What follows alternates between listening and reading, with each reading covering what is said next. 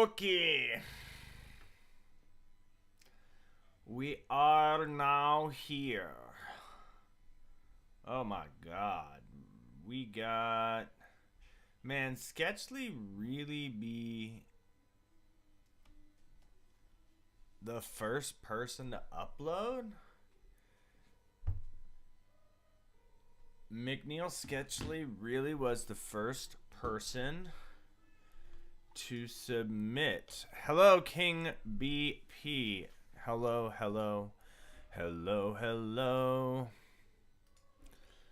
We are trying to get to 25 million likes. Sneak preview. I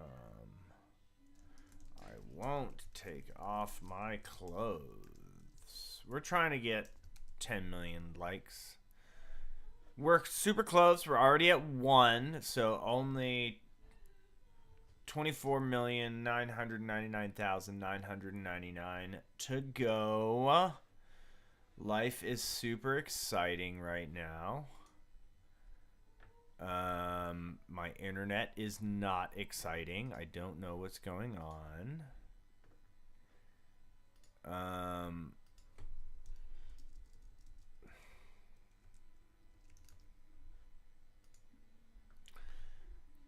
All right, Shark, what's going on? We're super close to the 10 million.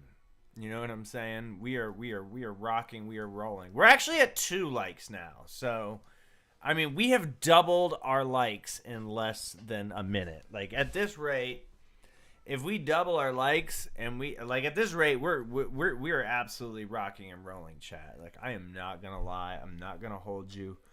We are locked in hard as a bard.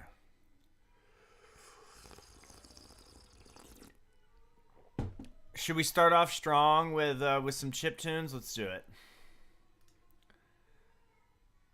Danny, what up, what up? Ryan, hello, sir. Hello, hello. Jonathan McPherson, hello. You know what's crazy? I knew a Jonathan McPherson in college. I don't think you're the same Jonathan McPherson. Are you? Did you go to school in Virginia in like 2007? Oh my god, I went to college. I was a freshman in college in 2007. This is 2025. That can't be right. 2007, I was a freshman in college. Oh my Jesus. I don't like to be one of those people that's like, oh, I'm old back in my day, but like, I was a freshman in college in 2007. That makes me actually feel kind of old. Let's start things off strong. I wish you were lying. It's chiptune. It's media. Media. It's MIDI. We are ready. I'm excited. Shark, chiptune MIDI. Let's get it.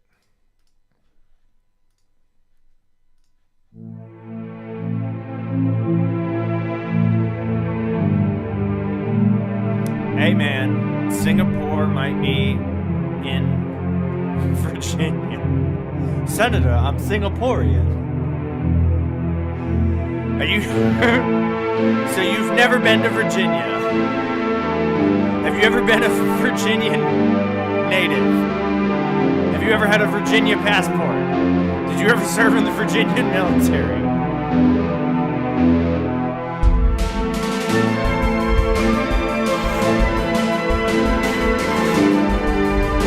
I love the synths.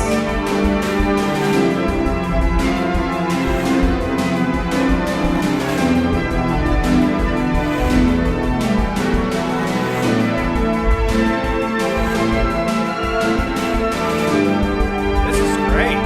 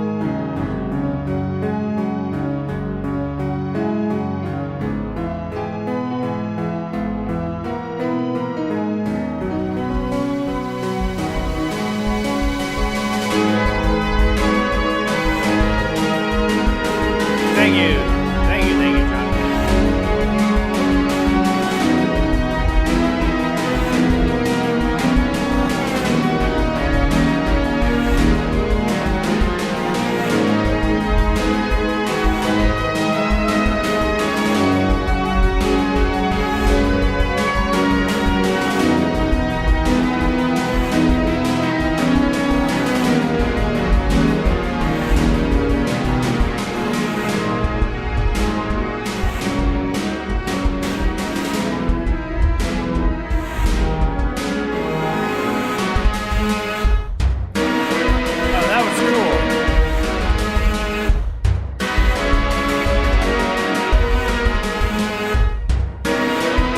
I like this part.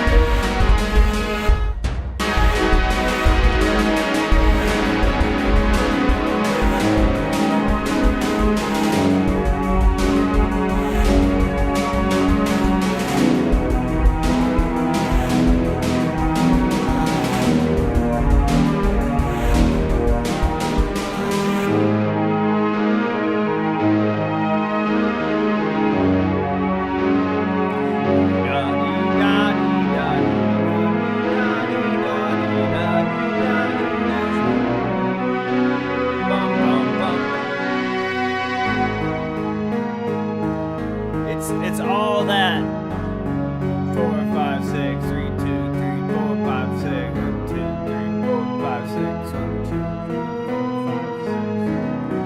And then the rallentando to end things.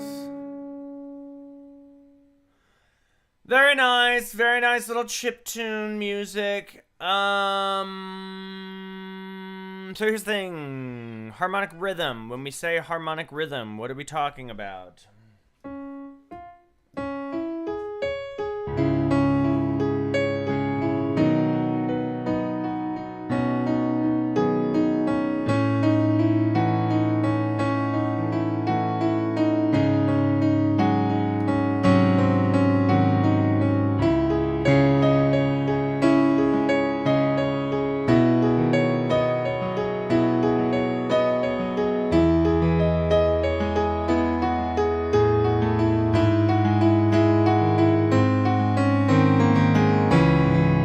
It's all 1, 2, 3, 4 and change.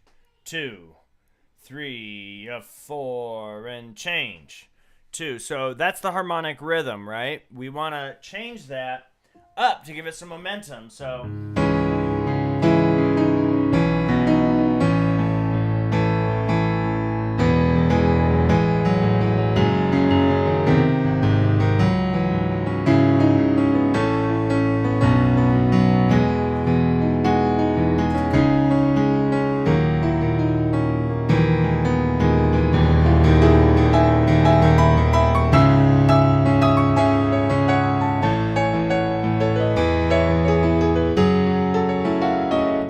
what I mean? Like, hear how it's going like bum, beat up, dum, then change.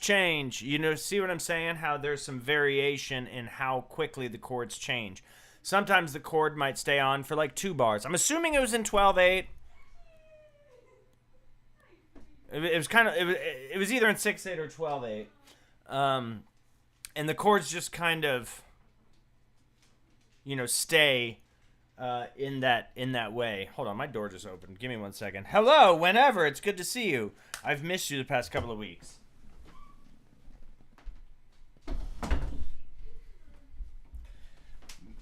Man, there was a piece of music that was on one of these streams. I think it was 2 weeks ago that like completely blew my fucking mind, and it would have blown your mind too. It was so tight. It made me. I thought of you immediately, and I was like, "Where's whenever in the chat? Where are they?" Because that shit was like crazy. It was that style that we like, the super like, you know, really like sort of tight, compressed, soft clipper, jammed up type shit. It was fire. It was really gassy, you know, gassed up drum and bass, super like brittle, sharp, aggressive, industrial, noisy mix. It was super tight. But yeah, so Shark worked. That would be my big note, is work on changing like how quickly the chords change, just in certain sections, not the whole time. And then a lot of it was that kind of arpeggio, right? In the synth, there wasn't much variation. The like 3/4 of the way through, where it was like dum, and then it dropped off, and it was like where the synths were cut out, and just the percussion was playing. That was really cool, you know, because that was a cool use of the texture. Also, I don't know what software. I know you've been over this. It's some kind of software. Like, you can try some like dungeon crawler drums. Like, find some actual drums that knock. Like, just go on Reddit r/drum kits and find some drum kits that slap, and you'll be good to go. I don't know the software if it enables sampling or not, but I'm sure it does. But yeah, that was good. I really liked the sound design and the synth stuff. So that was rock. All right, see you whenever. Let's give that a 7.9. 7.9 out of 10. 7.9 out of 10. Really, really solid. It was just a little repetitive, kind of, it didn't have much direction, but the sound design was on point. All right, Mr. Jonathan McPherson from Singapore with the 10 Singaporean dollar donation, supplying to the diaper fund, contributing to the diaper fund. We love that. Thank you so much. Thank you for the diaper fund. I'm looking for a baby crying on my soundboard. The diaper fund. All right, let's check out a choral piece by Jonathan McPherson. It's called, one word, Stars. Interesting title. Sometimes those types of titles could be hit or miss. You know what I mean? Like Stars, it's very plain, but maybe it's a clever use of, the sort of cliche single word titles. All right, score format. I'm just pulling up the score here in the window because I did not set up my OBS properly, and we're good to go. Ooh, more 12/8? No, 9/4. What? Oh my. Super quiet. I can't hear it.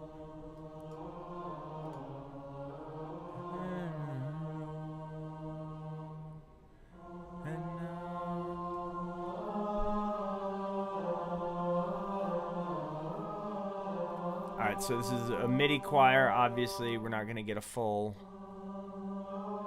It's going to be really hard to hear. People, please normalize your audio when you send it to me. So it's like, this is as loud as it can get.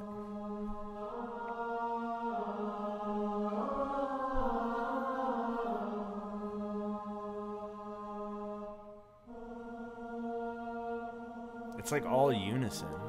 Ooh, there it goes.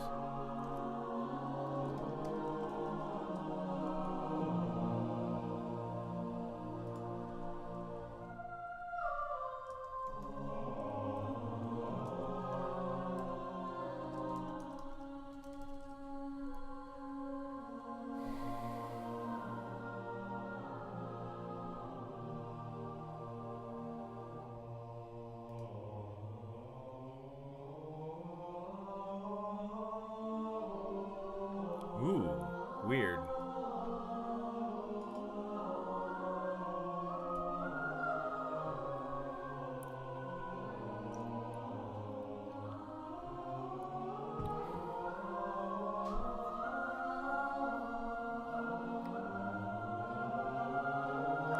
I actually really like this.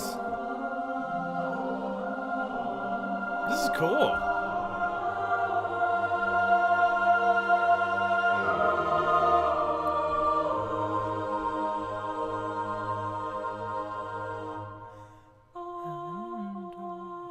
The solo mezzo.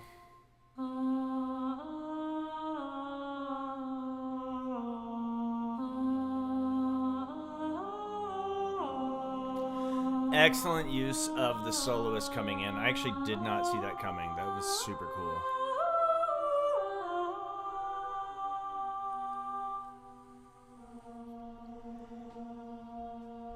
RIP to everybody listening with the MIDI choir. You're just going to have to use your imaginations here.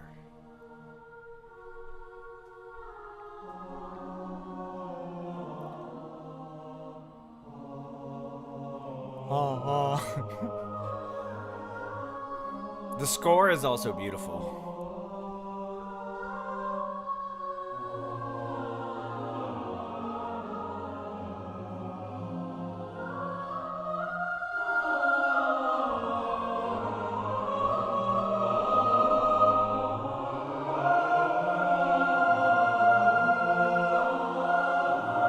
Inwardly. What an interesting word choice.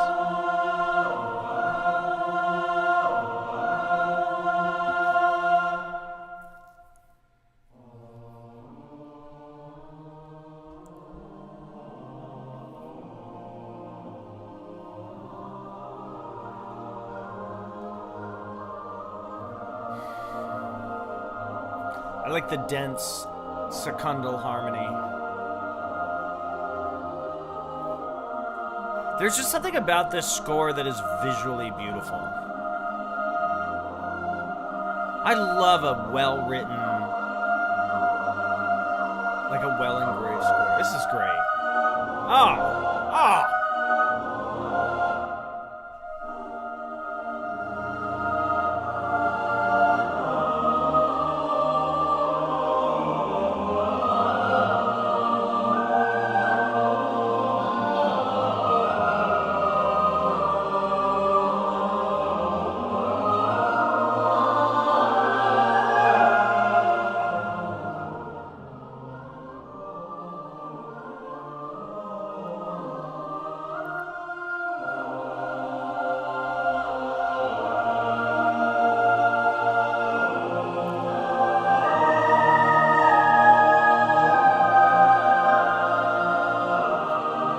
Back to the 12-4.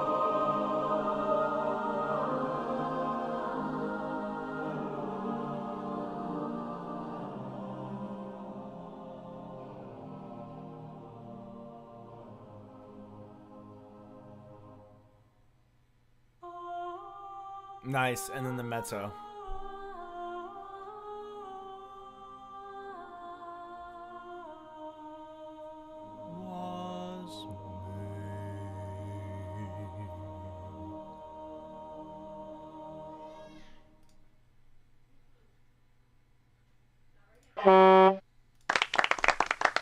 Very nice indeed. Why did my Siri thinks that when I say very, I'm saying Siri? That's annoying as fuck. Now in the west, the slender moon lies low, and now Orion glimmers through the trees, clearing the earth with even pace and slow. And now the stately moving I don't know what that word is. It's a proper noun. Pleeds, whatever. In that soft, infinite darkness. Overhead, hang overhead, hide you. Okay, it's literally about stars. Is there a deeper metaphor that I'm missing? The fretful world, the stars were born, new age shit. Love it. Not shit, like new age stuff. All right, this is very, very, very, very nitpicky. This is the only nitpicky thing I'll say about this. I hate this stuff. Right here. This nonsense. Where the exclamation point after the tempo marking, soaring! Exclamation point! Get rid of the exclamation point. It's so corny. Stylistic choice, you do you. I just hate with exclamation points in a score. I think it's so corny. It's like, soaring! Come on, everyone, let's soar! Everybody, altos, you're not soaring! I need more soaring, please! Tenors, you're not soaring. You know, we want soaring. It's a great term. It's soaring, soaringly. It just doesn't need the exclamation point. I don't know. Compositionally, this is great. This is one of the. There was another great choral piece I heard maybe last month, but this is definitely up there in terms of choral music. I love all the unison, and it's just unison. And then literally right as I was like, bro, it's all unison, you opened up, which means that you had it right at the perfect amount of time. The build and the pacing is excellent. It's all this just like homophony and heterophony, I guess. Heterophony, right? I always get those mixed up since being out of school. Then this stuff is great. This like cascading, just scales, walking. This is an example of just like, bro, sometimes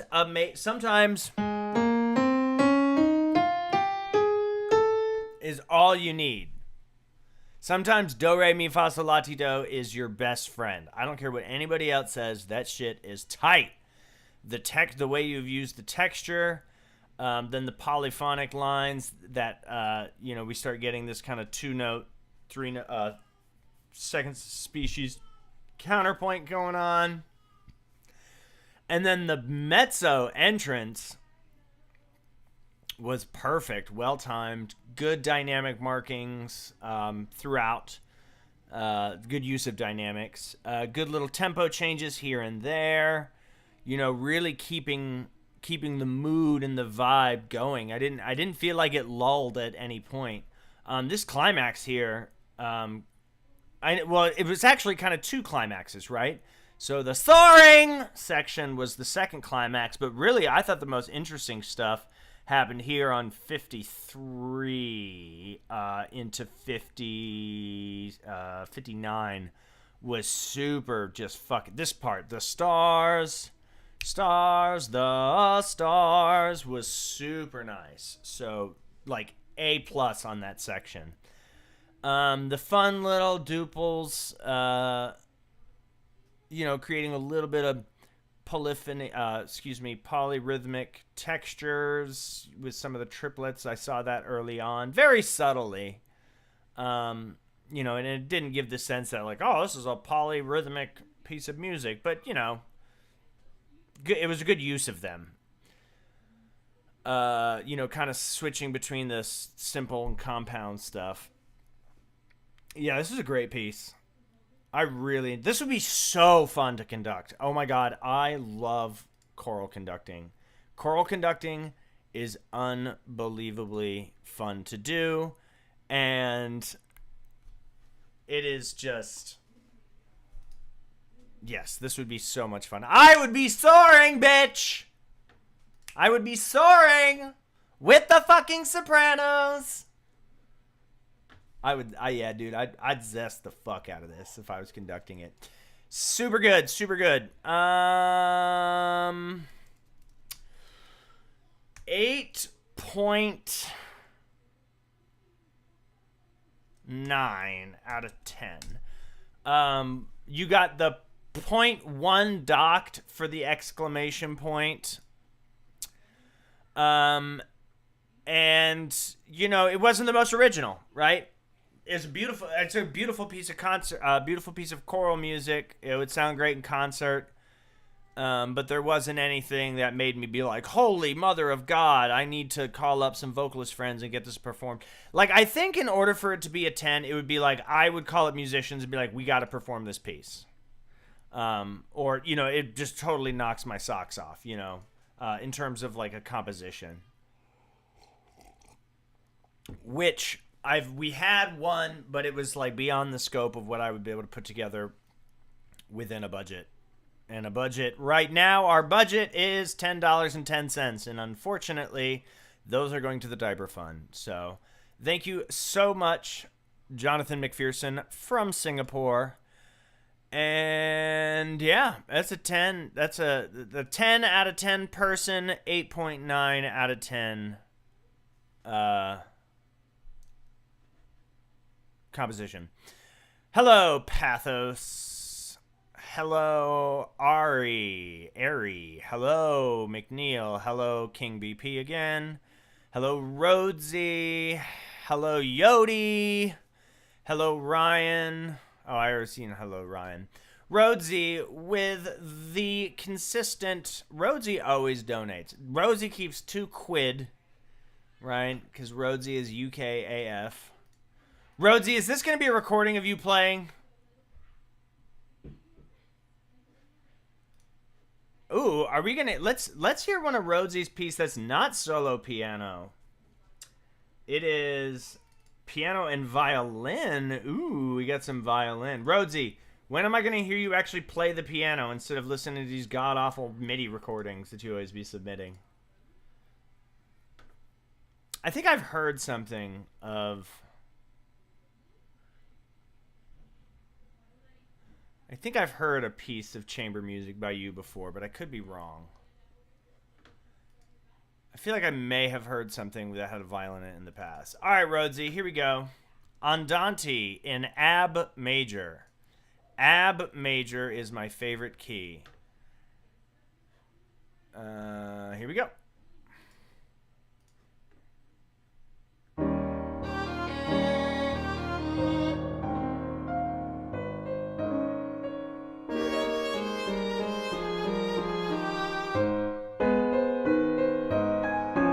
Okay, this is pretty quirky.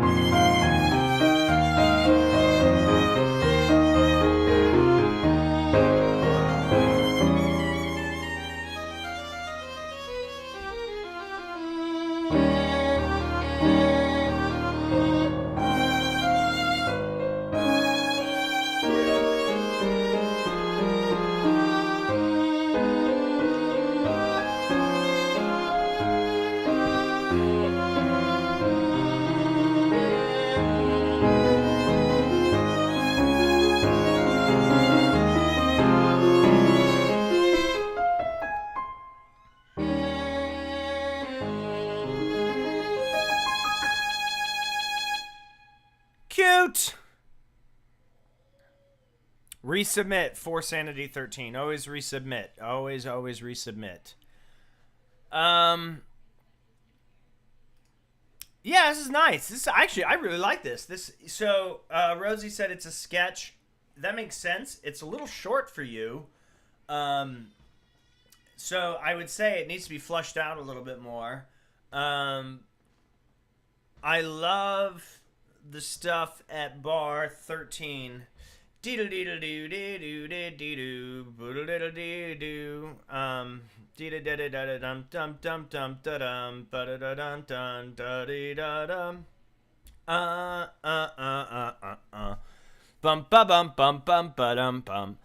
would lean into a little bit more of some of that Copeland-esque Americana and develop that stuff. The beep dum dee dum bum bum ba ba da da ba dum bum ba dum.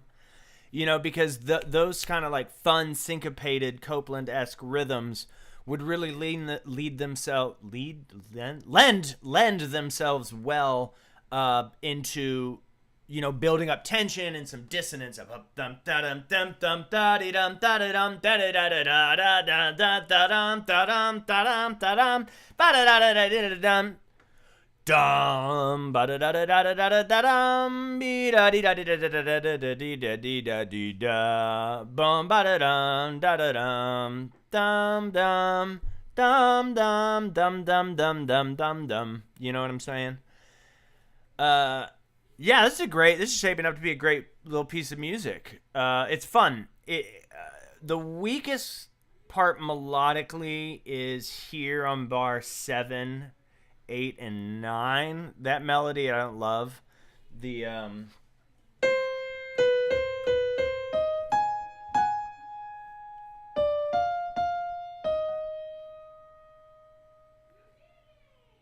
Oh, actually.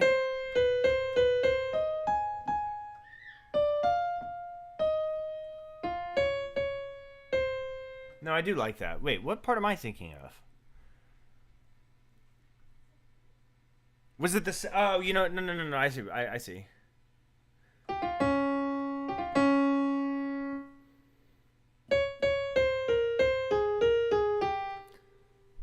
Yeah, this second melodic cell is a little weak. Ba-da-dum, da-da-dum. You kind of have these cool rhythms with the tied triplet into the quarter note falling on strong beats, and then just like a dun-dun. Unless maybe you really accentuated that... So maybe just like syncopate a little bit. Ba ba be do do do do do do do do do. you know, or have it doing more of like a punchy, sort of like a messiaen. That I don't know. Yeah, spice up the rhythm a little bit there. What else? Yeah, I like it. And then, you know, the cool little sort of cadential. I would maybe add a little bit of improv, you know, like a coat, like allow for some improvisation in the violin part here. Or at least, you know, allow for some interpretation. That would definitely make it a little bit more fun for the performer and individualize the performance. Yeah, this is great. This is absolutely a stellar start to a pretty cool. I want to hear some EDM. Medium Curo. If you submit your EDM joint, we'll listen to it right now. Rhodesy, let's give that for a start. Let's give it a solid 8 out of 10. 8.0 out of 10. Yeah, well done. 8.0.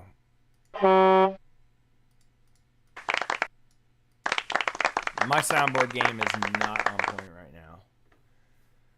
Let's see, what else do we have? A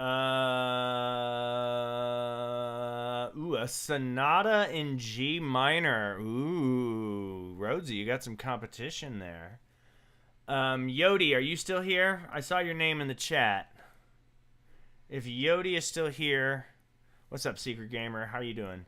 If Yodi is here, I will do a Sonata in G minor because I don't recognize their name, and I like to bring in new people. You know, I like to give everybody a chance. Your power was out? RIP. That sucks. If we don't hear from Yodi, we're gonna do Prelude 16 with a shitty performance of it. Yeah, now we're talking. Electronic Mirrors by Secret Gamer or Yodi.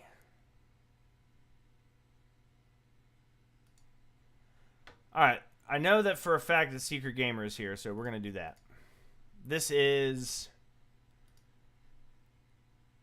Mirrors by Secret Gamer.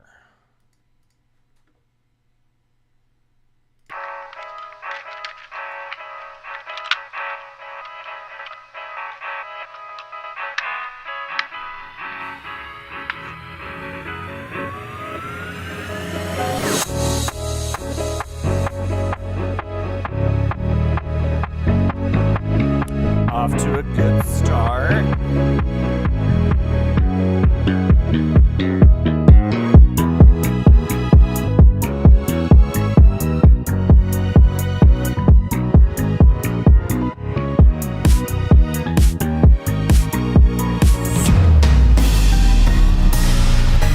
What the fuck?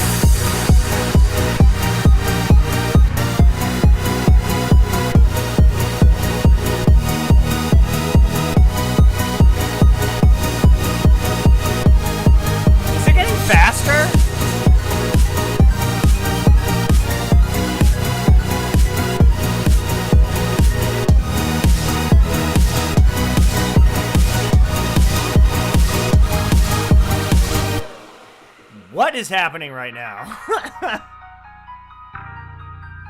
What the fuck is going on? What is happening?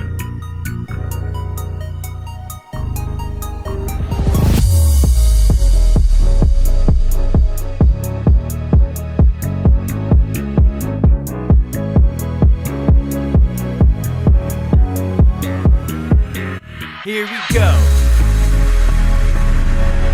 Bro, this is like some make love to yourself type music.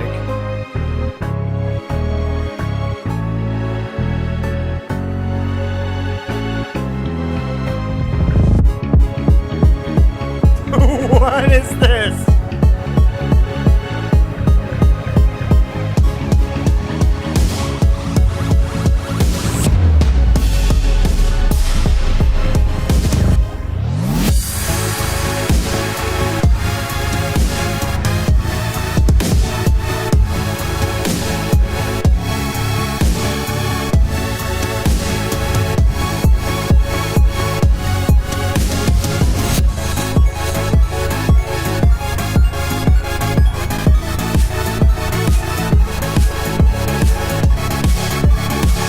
Seriously, it's like edging.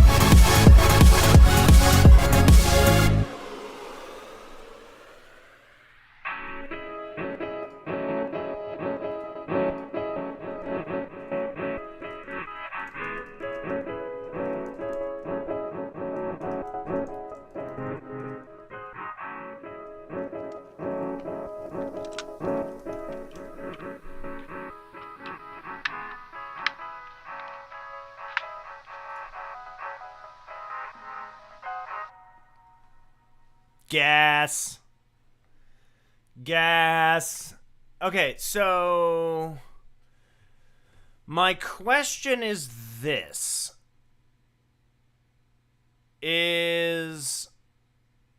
Like, can it be a 10 because it has tempo changes, which means it's like original? I don't know. I'm gonna have to think about that. Great production. So it was funny at the very beginning, like when the kick drum came in, I was like, okay, the drums are way too loud. The drums are way too loud, which is not something I usually say. It's usually like, turn the fucking percussion up. But the kick drum, it was like it was just mixed weird. Like it, not even mixed. It was just unbalanced. And I was like, oh, is this just going to be some like melodic stuff with this grotesquely overblown kick drum? And then the whole shit went sideways. And I was like, whoa, this is not what I was expecting. So props to you on that. The sound design was really cool. You know, the washy, you know, sort of blasting wavy synths that like kind of felt like it was like getting sucked in by a vacuum and then shot back out in like a pool or something. Like a giant vacuum sucking up water in a pool and then shooting it out. That's what it kind of made me. Yeah, it was wavy in like the most literal, like high tide sense, and that was really cool. The tempo changes were okay. So this is weird. There's this thing about like, okay, it's unusual and so I like it because I like unusual things. However, I almost wonder if using these tempo changes was just a way to like be unique for the sake of being unique. Like, did it need that? The music in and of itself was interesting enough. It was almost like it was too... I don't think I've ever said this about a piece of music, but it was like too much maximalism. You know, because you had these really wild, washy, beautiful synths in the sound design, which gave it this like maximalist approach. And then you had the weird tempo changes. Like, the tempo changes would have better served with more sparse orchestration. I'm going to say it again. The tempo changes would have been better served with a more sparse orchestration and instrumentation. I'm going to say it a third time. Just kidding. I'm not going to say it a third time. You know, like if it was a little more subtle, kind of like a pointillist, you know, sort of minimal kind of like IDM abstract approach with the tempo changes, it would have like made more sense. But this just kind of felt like a trip. Now, that's not to say this is a bad thing, but that's sort of my like impression, right? Is that it was like too much going on. But then again, like I would feel incorrect in saying don't do it, change it. So I guess I don't know what my point is. I like it. Maybe create two versions. I don't know. I do. I can say with absolute certainty and conviction that if it was more of a pointillist kind of boop, taka, boop, you know, like abstract ambient kind of a thing with the tempo changes, it would have been better. And I would have enjoyed it more. Because it was almost like you were just going for shock factor. Like, haha, lols, I'm using tempo changes. And it was almost like you weren't taking yourself serious. Like, it was seriously really fucking cool and vibey.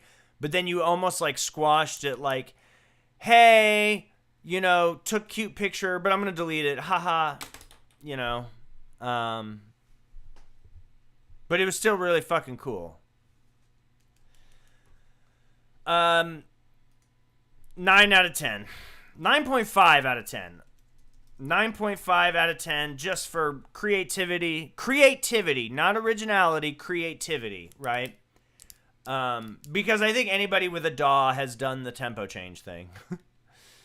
So, super cool. I love it, though. I really appreciate. Thank you for sharing. All right. Let's do another. Ooh, a rap song. Somebody submitted. Oh, and we just got a Cash App donation. Oh, and sorry, we got donations coming out the. Oh, love it. Thank you. Dion. Thank you, Dion, for the Cash App. We are switching over to Dion for the $5 Cash App mega donation. Really appreciate you. Scarlet Chapel. And there's a YouTube video. There's no... Ooh, maybe it's a live performance? Is it a live performance? I'm going to be so fucking happy if it's a live performance. You have no idea how much I would love... It is! It's a live performance. Yes! Fuck yeah! Yes!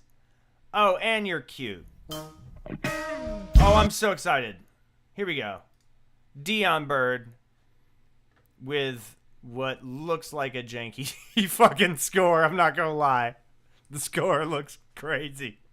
The score is jank. Oh no. Why does it look like this? I don't care.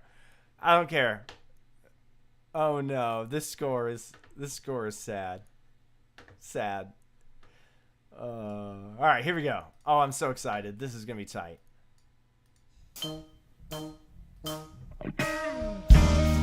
Oh, it's just the piano part?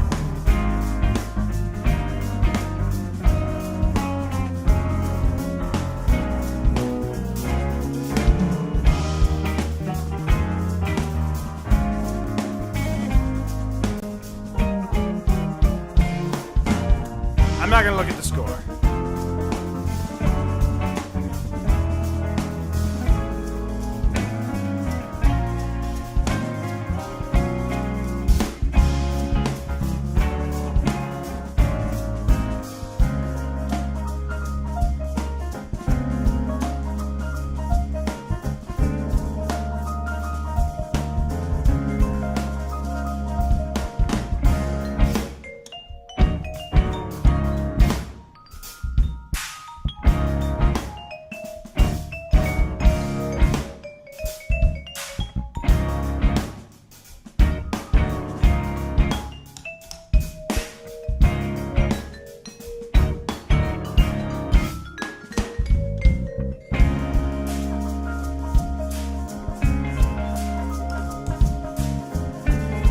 I'm like putting the video up. I don't know.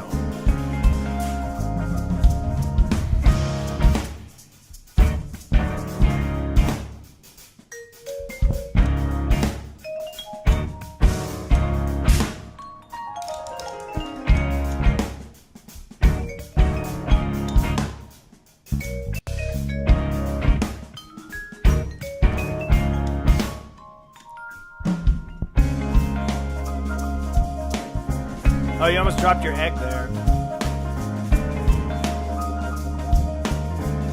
Wait, why is the keyboard player recording into a Logic session? Wait, why is...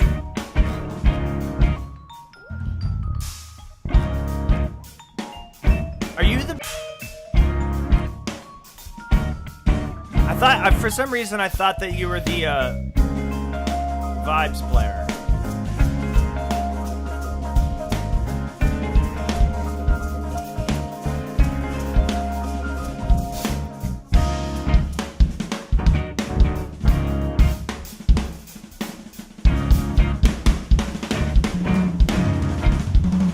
Okay, drummer. Yes, go the fuck off. Dude does not know what he's doing. That drummer is at the wrong gig.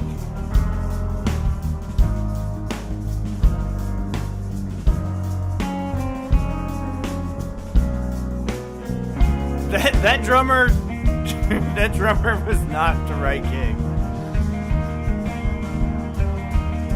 Oh, okay. Moving into some Jesus music. Why is the piano player recording into a Logic session? MIDI information. Why is that happening? Oh, guitar, go off. Oh, this is tight.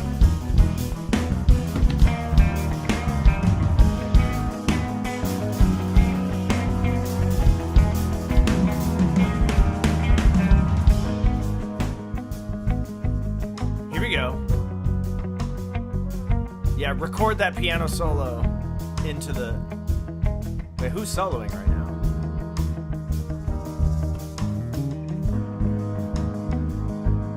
Dude, the band's looking around like, whose turn is it to solo?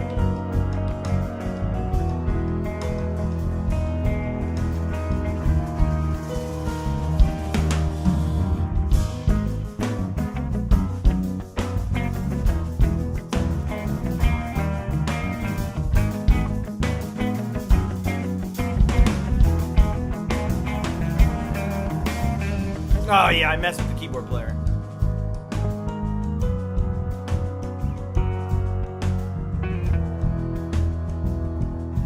Who did the editing? The person who edited the video was like, let's just randomly cut to players. Just for no, just like, we'll just go in order. And cross dissolve in between each player. Okay, we're back to this.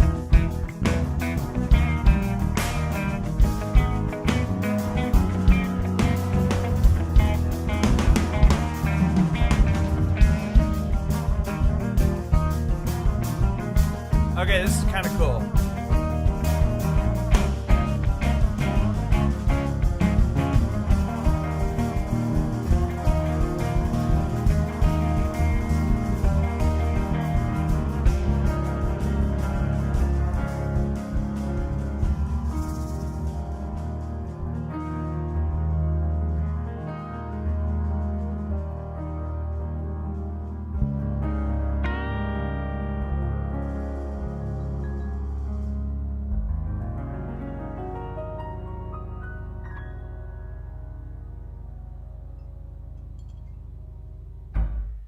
No, the keyboard player did the horrible thing where they go plunk. Alrighty.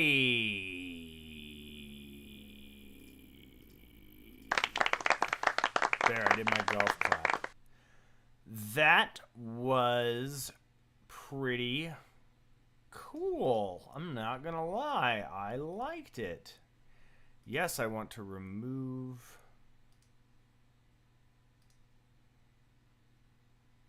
Wait, what did I just do?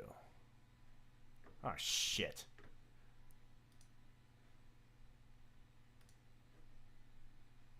Remove.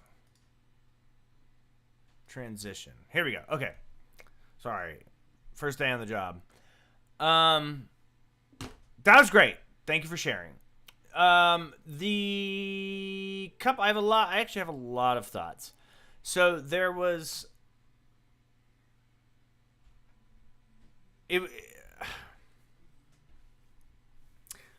So I'm going to be more critical than I am of the scores and stuff because now I get to see how the band is performing.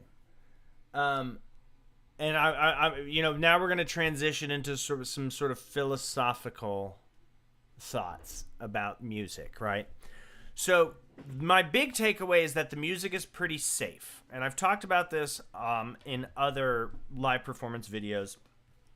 It's really cool. I get it. You booked a beautiful a beautiful studio to do the session. You record it. You want it to be tight, but you have this opportunity where you're with a bunch of live musicians, and you're playing everything super safe, super like everyone's locked into the sheet music, and that's all well and good. You want it to be tight, but where is that sense of like adventure, in that sense of like, man, we really gonna move in and cook up something that goes absolutely wild, and something that's a little bit dangerous, right? Something that's like a little bit risky to do. And I think that when you're in a situation like recording a lot in a live studio, that is the time where you got to make a little bit of risks, and really lean into some of the more daring, abstract aspects of music. And the reason that I say that is because the music itself was super vibey, but it didn't transcend, other music in that genre, right? It was kind of, vibey, safe, multi-tonic jazz, right? It was like pop jazz is what it was. Not easy listening, but like it was like kind of like pop funky jazz. It started off in this kind of weird swing that didn't really do it for me. But then when it moved into the more sort of dun dun dun dun dun dun dun dun, it started picking up and used a little bit more of that sort of modern contemporary style of straight sixteenths, which I really liked. I didn't get a sense that there was like a strong melody. It was kind of this bum bum, moving chords. Where the melody sort of was obscured by just the harmonic changes that were happening throughout the piece. Hello. I love you, Simone. Sorry, my daughter is trying to break into the studio. And by studio, I mean my room that has a bookshelf.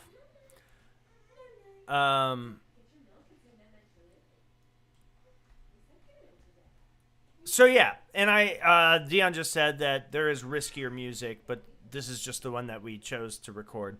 Yeah, there's nothing wrong with it. Like, I really liked it. And I hope I'm not misrepresenting my opinion by offering these criticisms. It's just that it's like, it was like, oh yeah, this is a nice piece of music. And that's kind of that was the impression that I was left with, is that this is nice. I didn't say, it didn't leave me saying like, holy shit. The drummer, I don't know why that shit cracked me up. The drummer's solo did not match the vibe at all. Dude was like, I'm just going to play lots of fast 30-second 64th fills. And I was like, bro, read the room a little bit. It was like everybody played these kind of subtle, subdued solos, and then he went into just crazy fast notes. It was really, really well written, though. It was well written. The performers did an excellent job, and your vibe is cool. Your vibe is cool. I for some reason I still think that you were the percussionist, kind of in the front. I gotta go shut my door. Give me 1 second.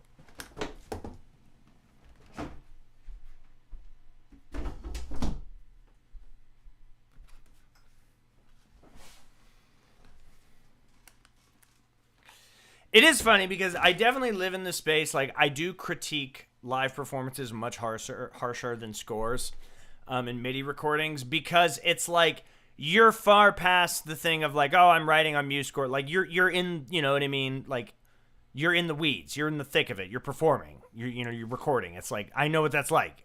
And that's where, I tend to, because that's where music is most important, is when it's being executed. Really cool composition. Cool stuff.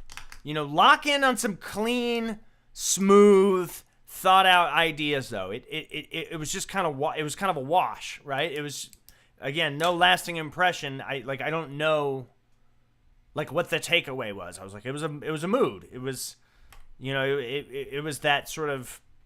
It, to me, like, it's kind of like Snarky Puppy. When I listen to Snarky Puppy, it's cool, but like I don't get, like, I'm like, I don't get what I'm supposed, like, what am I feeling here? What is the mood? What is, it's just like, oh, it's just good musicians playing good music. Okay, I guess that works.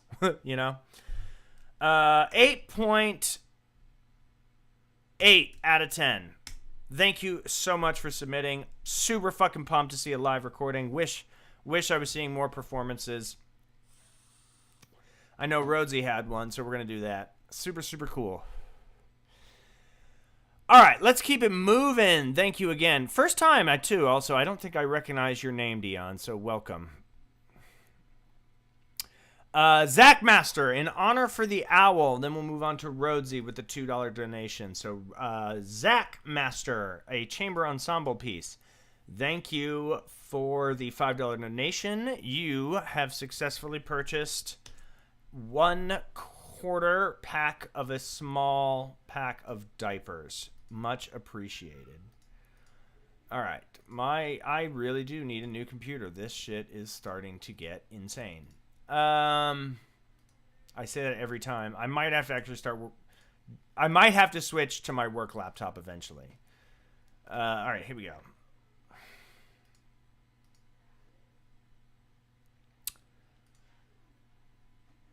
In honor of Owl, Flow 1. Or in Horner? Wait, honor or Horner? Wait, what?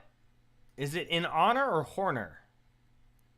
Okay, because you definitely titled it Horner, and I think it's honor. Here it goes. Oh no. Zach, you've done this before. Why is the audio is doing this? Listen.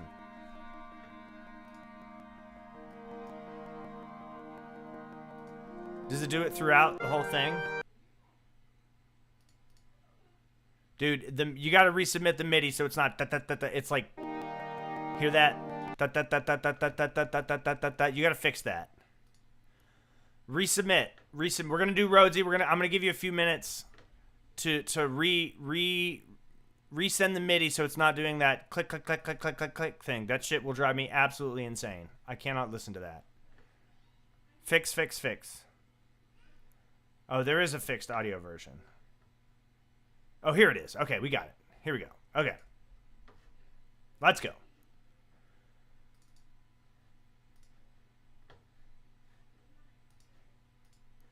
You've done this before. I'm remembering now. Okay. Whew.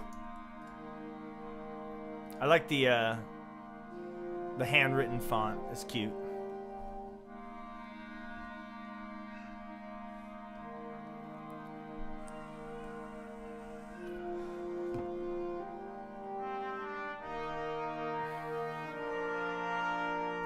Clouds of white.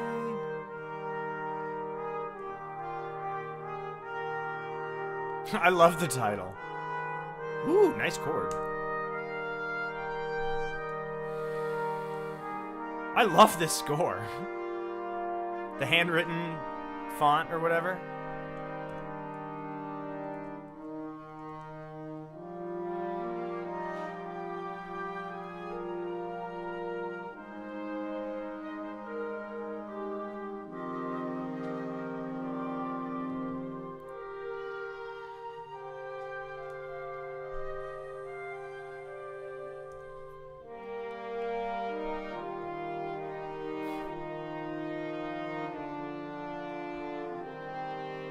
Nice little French horn solo.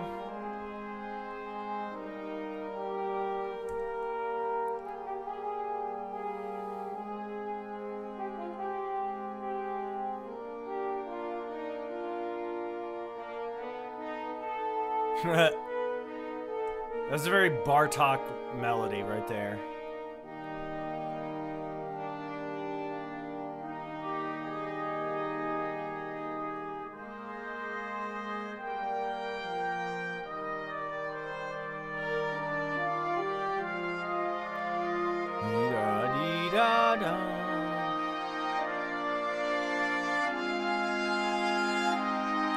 It's a really strong dee-da-da-da thing.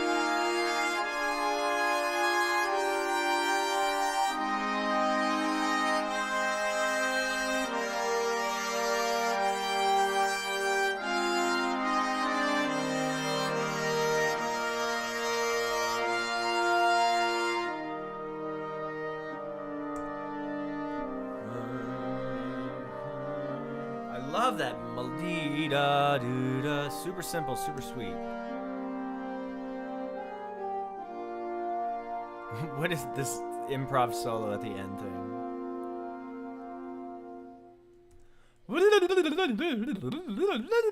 Then everybody solos.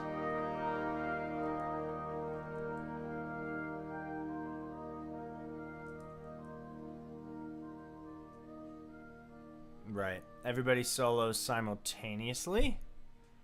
Oh no. Oh no. It's just the trumpet that solos. Improve. Impove. I-M-P-O-V-E. Impove. I'm Pove solo until the lull fade out.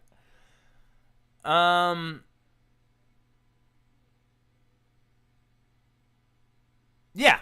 Okay, sorry, I had to think about it for a minute in terms of whether or not I think that all the instrument... I think it would be cool if the low instruments also had improv and the high instruments held the chords or around more than just the solo. Just, hold on, I have to like close my eyes and actually listen to this in my head.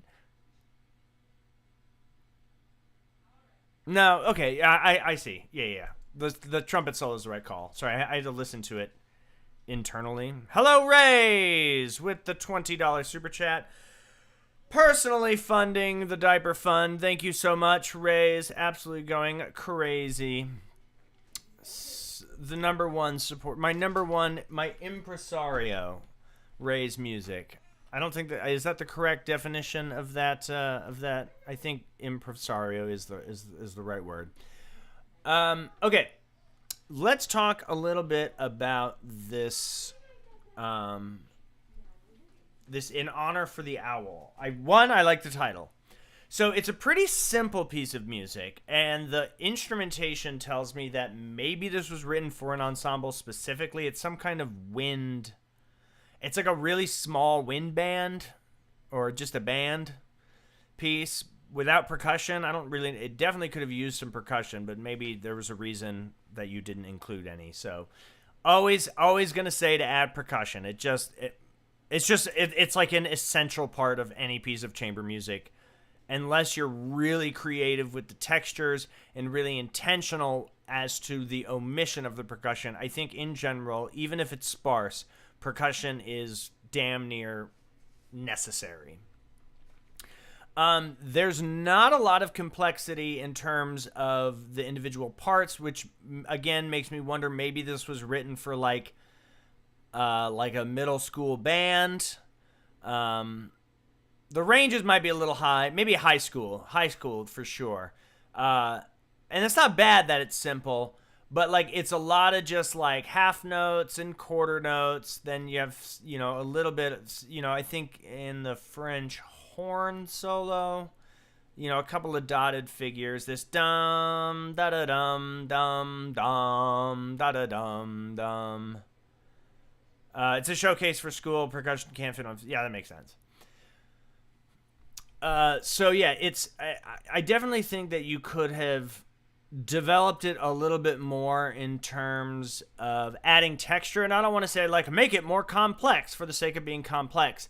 But it's so plain Jane in a lot of the rhythmic writing that it makes me wonder what is the reasoning behind that. And as a listener, I'm going to be like, oh, this was nice. Kind of similar to the other thing, but there was nothing that like popped out in terms of the orchestration. But that bum, bum, bum, the main motif was actually really pretty. And I really, really like that. Da, da, dum, dum. With those chord changes. So, kudos to you for having that sort of the pervasive motif throughout. Although now I can't remember what it sounded like. It was like bum bum bum bum, but with the chords. Yeah. What else? There was something else, and I'm trying to remember what it was. Something that really stood out to me. It was pretty good use of the instrument's range, decent dynamics. Yeah, the pacing and structure of it is solid. It just didn't grab me, you know? But the title does. The title kind of makes up for it, because it's like it's like, if it's really like it's just about an owl, then that's dope, and that kind of makes sense. Like, it's majestic, it's simple, it's strong, and the brassness of the whole thing adds to that. Yeah, be more adventurous. Same notes as last time. I like it. Very cool. 7.8 out of 10. Could definitely be a little bit more interesting. Could use a little bit more drama. You had some good harmonic, some strong harmonic and melodic ideas. But definitely could have been a little bit more. Oh, it's the mascot for your school. Cool. Definitely could have been a little bit more. But still, really tight. Love it, love it. Thank you so much for the donation. Thank you for sharing your music. Thank you for being vulnerable. McNeil Sketchley says they'll be back, but skip yours for now. McNeil, I will wait for you to return. Jasmine, haven't heard Theory, blah, blah, blah, blah, blah. Anyways, okay, let's move on to our number one patron, Mr. Ray's Music himself. Or themselves. I guess I'm... Ooh. A cello concerto. Wait, is this the same cello concerto that we heard before? Have we heard this one before? Is this the same cello concerto? If it is, I'm super excited. No, this looks different. This looks like a different cello concerto. Is it different? No, it's the same one. Wait, where's the cello? Okay, I'm gonna have to listen to. I'm kind of forgetting what it was now. Okay, here we go. We got the big score here. The solo de violin de cello. Here we go. This is called Garo.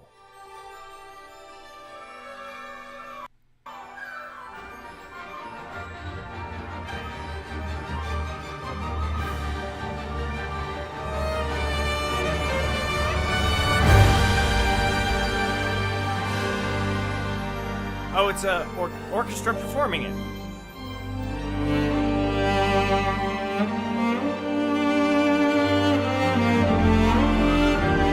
Oh, this is. Yeah, this is the same one.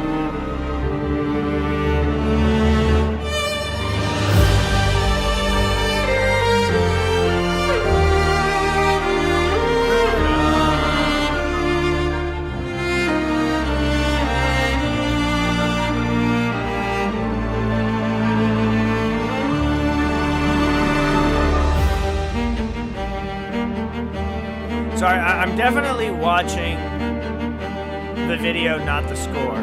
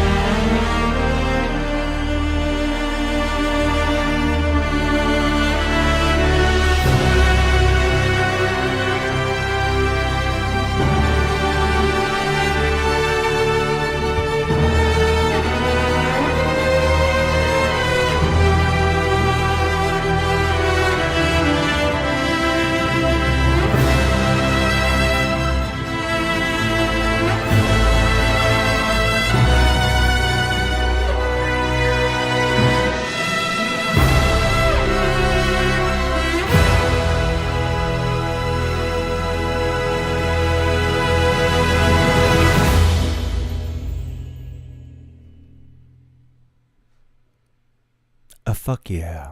That shit was tight as fuck.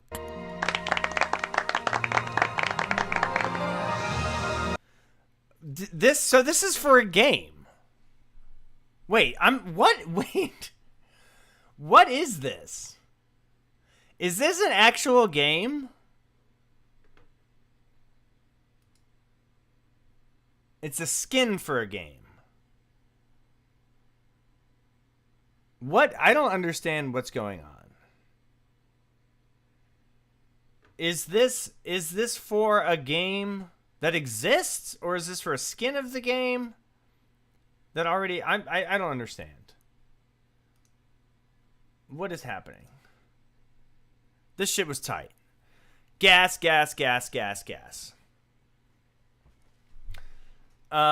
So I have heard that before. I have, in fact, heard that before. We heard it was a live cello with a MIDI mock-up. Also, Rays, are you the cellist?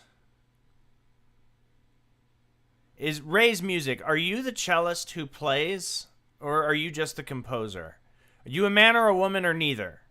Does it matter? Not at all. But for some reason, I assumed...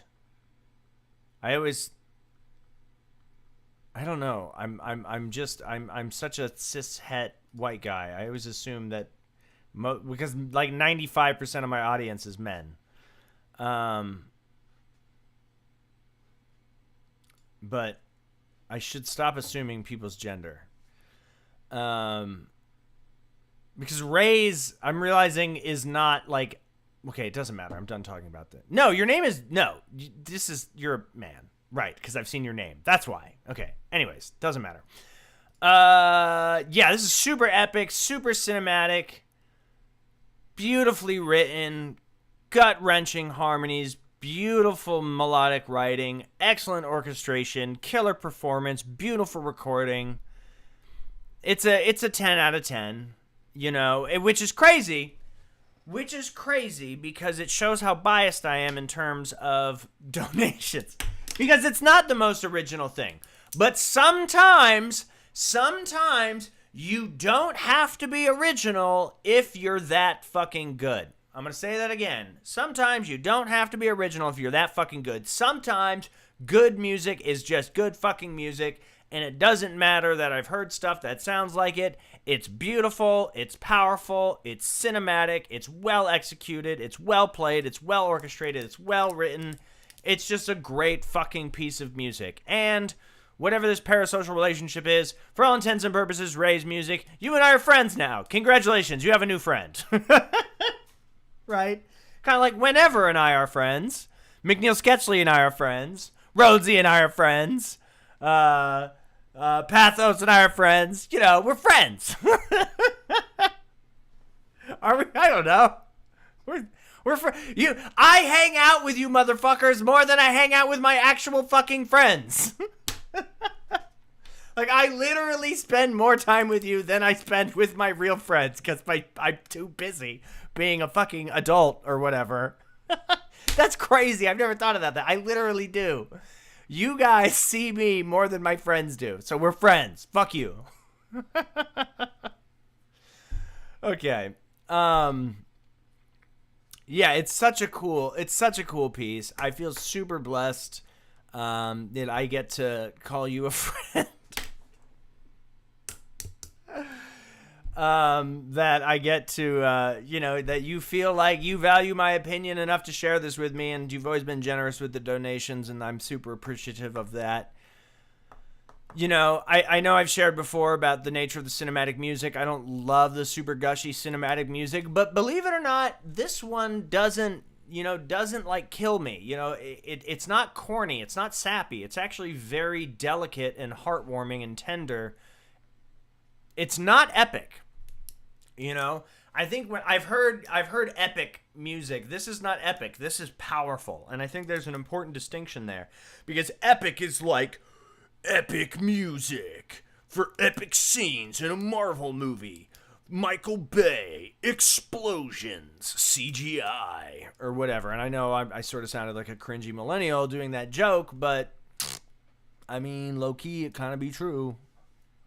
And this is not that. This is just powerful. This is just great music. This is just good shit. 10 out of 10. 10 out of 10. 10 out of 10. Absolutely bonkers. Absolutely beautiful. Love it, love it, love it, love it. Not gonna be mad about it.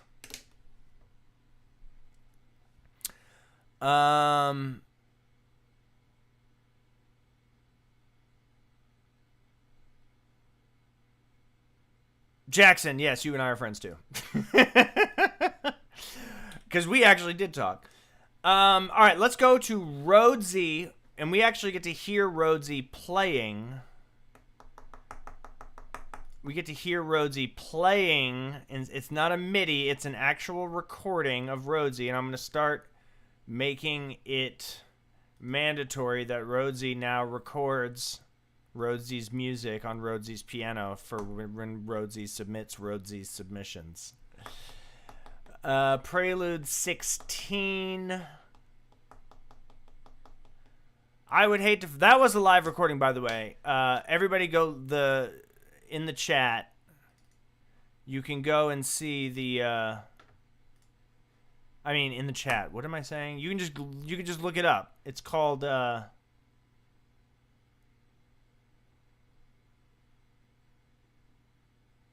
don't know what it's called.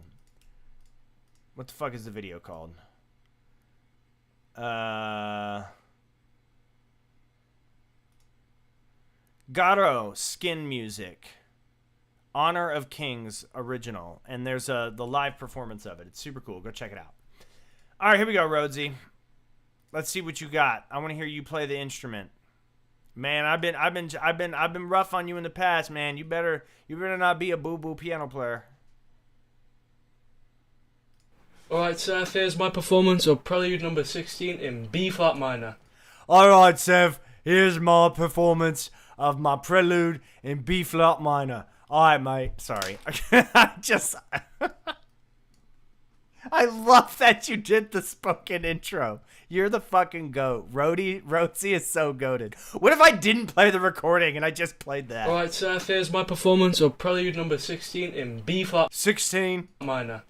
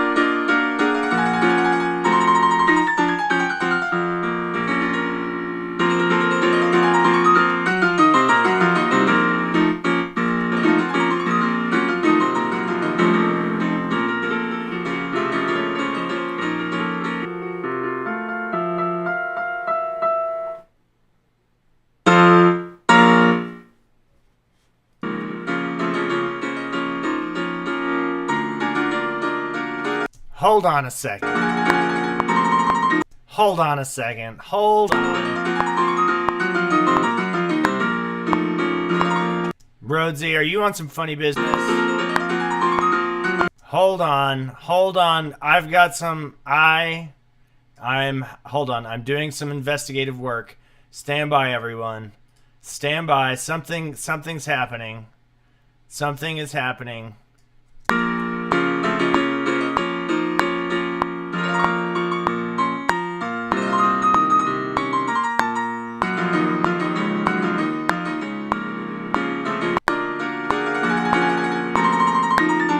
Okay.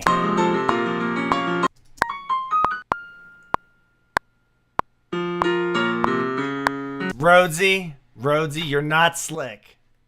You're not slick. I'm onto you, bro. I am so onto you. I am so onto you. I am so onto you. You are not... Bro, I'm not... You know what? I love you. I'm gonna protect you, Rhodesy. I'm so onto you, though. I love you no matter what. I'm not gonna say it, bro. Oh my god. Do I cook poor Rhodesy? Chat, what do we do? Bro, I snooped. I'm so snoopy. Bro, that shit lined up. That shit lines up in the DAW. I lined up the recording in the DAW at 96 BPM. Alright, it's cool. I love it. It's all good. Much love. Thank you. It's a cool... I really like this particular piece. It's a great piano piece. I don't want to be an asshole. I'm not gonna be an asshole. Rhodesie's the GOAT. Rhodesie's my friend, right? We want to be nice to our friends. We're nice to our friends. Dum dum da da dum dum dum dum ba da dum da da dum da da dum dum dum. Excellent playing. Excellent playing. Excellent. It's so good. We're all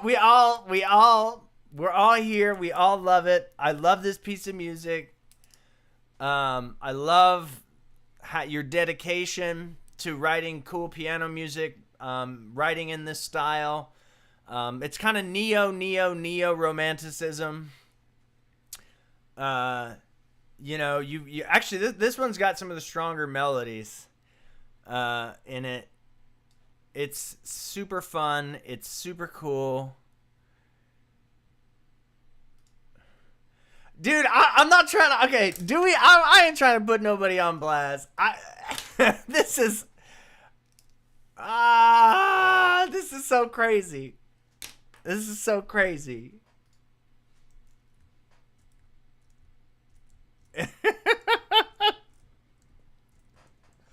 Okay. 10 out of 10 for an absolutely perfect performance. 10 out of 10. Absolute incredible performance. I'm loving it. I'm loving it. Great piece of music. Great performance.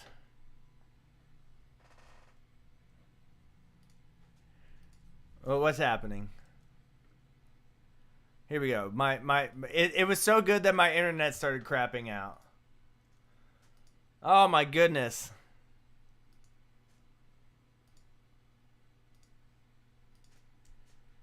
Here we go. All right, are we back?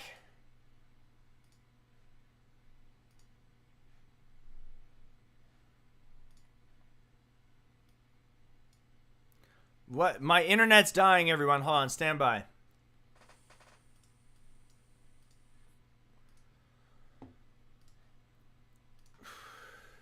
Sorry.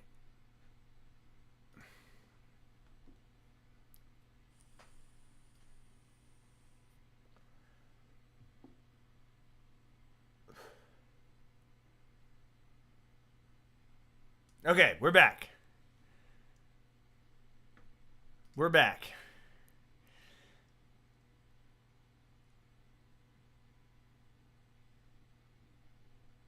Rhodesy the goat. Okay. Yeah, I just want to say that in terms of performance, I've never heard somebody who was so metronomically accurate, that is so locked into the grid, that it is like you are a savant at the rhythm, my friend. I love you. Okay, we're still here. Sorry about that. The internet crapped out. Rhodesy's performance was just too good for my computer to handle. Okay, Ryan Bowman. Ryan with the $5 Venmo God tier chat. Not God tier. What is it? The mega skip. And then Lady Champion without a C? Campion? Campanon with the $5 super chat. Can we get robots? Can we get robots in the chat for Rhodesy, please? Can we just get robots in the chat for an absolutely goated Rhodesy? All right, here we go. Let's keep moving, though. Ryan is up next. I know you did, Rhodesy. It was awesome. It was great playing. It's great playing. All right, let's go into... let's go into our... Ryan, let's go into Ryan's piece. 10 out of 10, Rhodesy. Goated. Where is our friend Ryan? Okay, Ryan, you have submitted quite a few pieces. Wait, where's Ryan? Ryan, have you uploaded something from today? I'm not seeing your name. Secret Gamer, Rhodesy, Diram, Ari, Medium, Devil, Zach, Dion, Lilac, Zach Master, Pen, Little Starkheaded, Dion, Devil, Whenever, Reorchestra, Guitar, Lady. Ryan, I'm not seeing some... Oh, here we go. What does their message say? Hope you like the note A. Ryan, can you submit something from this stream? Because the last thing I have submitted from you was from last week. Quinn? Does that sound right? I don't know. All right, we're going to skip Ryan. We'll get back to Ryan after we do Lady. It's called Water of Time.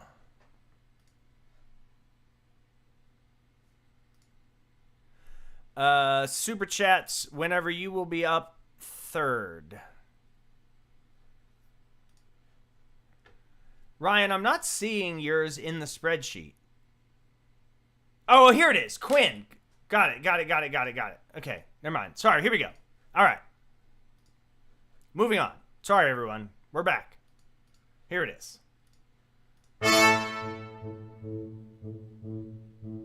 It's a brass quintet.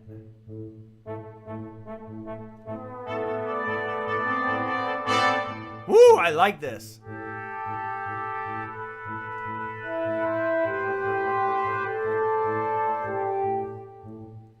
Airy, got it. Thank you.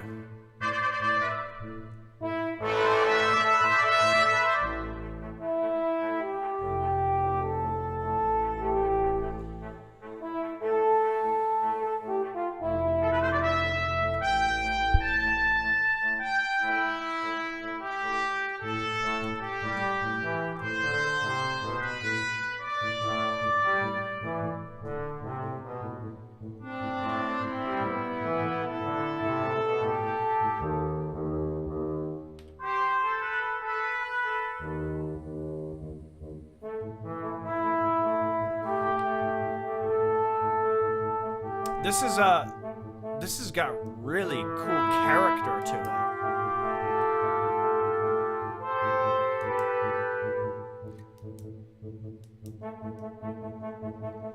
It's kind of like this. It's just moving. You know, like it's not going up and down. It's kind of just going in a straight line, but that's not a bad thing, you know?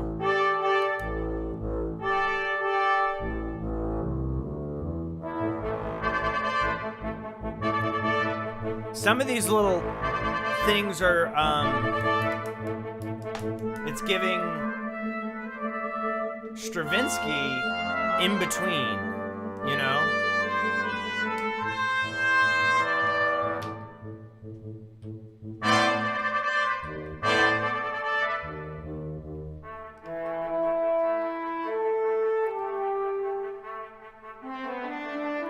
So the challenge of only using one note, I get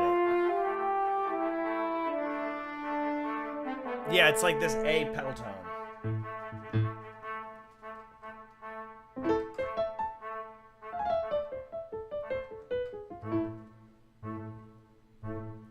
Listizo tempo. It is a lot of A. A! And the tempo gets nice and slow. We're moving, we're cooking.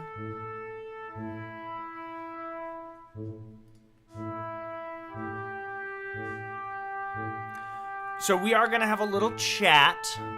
We're going to chat about this, like, writing with limitations and only using one note. It's a good exercise, but, you know, we're gonna have to have a talk about it. No good deed goes unpunished. Also, if you're gonna write a piece that only uses one note and you make it 5.5 minutes long, I mean, yeah, you better like that fucking note. I like how I censored myself there.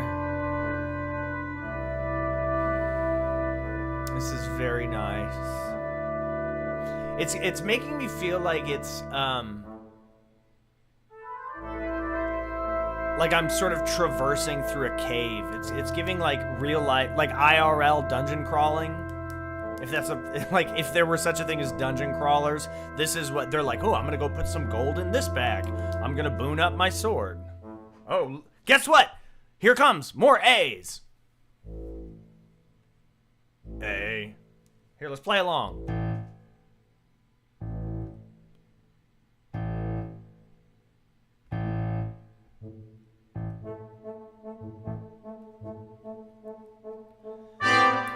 Oh, scary minor 9 chords. And we're in 5/4.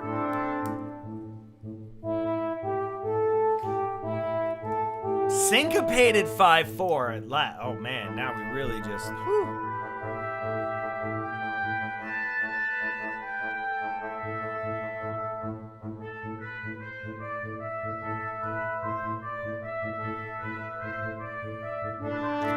And now we're just doing scales. Keep it moving.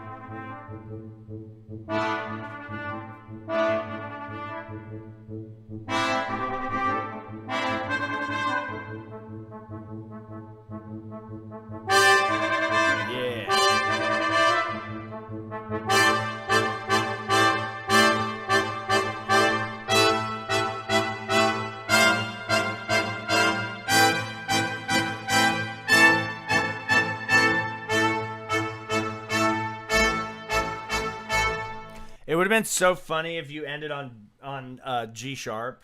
It would have been so tight if it ended on just like a long G sharp instead of a staccato dotted quarter note. I hate staccato dotted. The double dot, absolutely insane. A staccato double dotted note is actually crazy. 3 dots. All right, so let's talk about this writing with limitations. We all know the process of, we want to write in limitations because that forces us to be more creative, blah, blah, blah. We've all heard that. We all know that. It's not a bad thing. It can be useful. However, when it comes time to execute, if you start relying too heavily on arbitrary limitations, you limit yourself, right? We establish a criteria, we establish a practice, and then we use that to our advantage. We don't necessarily stick to those rules in a draconian fashion. I understand that the practice is like, I really want to challenge myself to only use one note, and that's a really cool thing. But one, you only used A minor, right?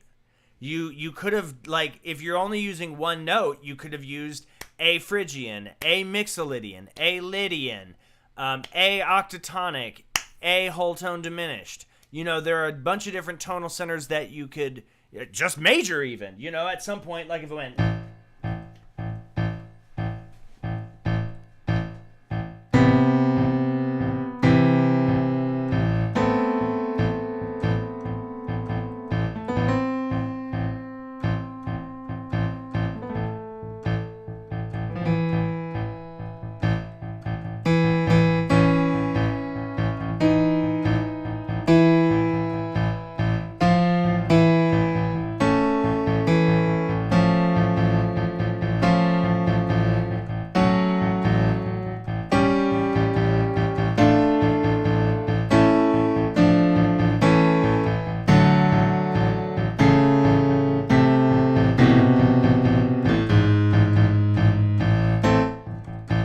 See what I'm saying? Like Jonathan McPherson, bye, peace out. See how I went from like A minor, A major, A augmented, A6, A7, D minor, which is D minor 6-5, which has that A in the bass. Back to the A major, D major, D7, G minor over A, B5 over, like a B open 5th over A,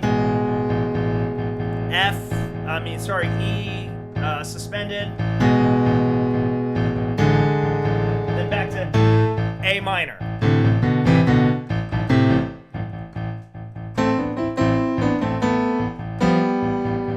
Then Dorian.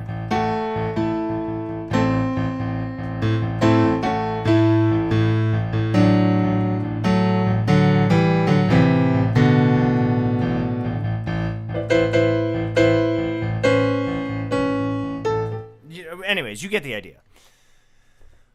Sorry, that was a lot of A.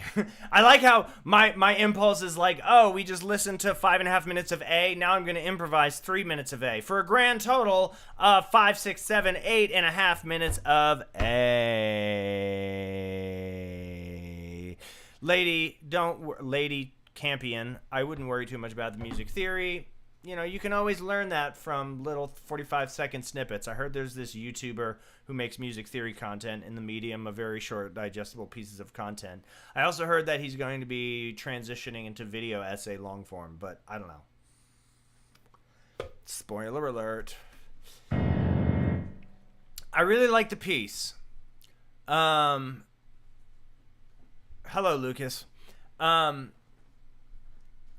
I think that if it was a little bit shorter and kept that mood, it would have been a little bit, it would have been a lot better because it would have been more proportionate, but it was just A minor. You know, the rule wasn't stay in A minor. The rule was use A as much as you can. But then, like, you had melodies that it was like, okay. So I'm not going to lie. I like the idea, but I think you sort of pigeonholed yourself. So you get a 6.5. Low score because you have the ability to just throw some C sharps in there. Throw some F sharps in there. You'll be fine. You know, that's an easy 8. It's an easy 8, but you kind of screwed yourself over. So thank you so much for submitting. I always appreciate hearing your music. I appreciate your friendship. Right? We're friends. We're friends, Ryan. You and I are friends. I'm telling you this because I love you. Rhodesy is redeeming himself because Rhodesy knows that I know that we know. We'll get back to you, Rhodesy. Don't worry. Goated.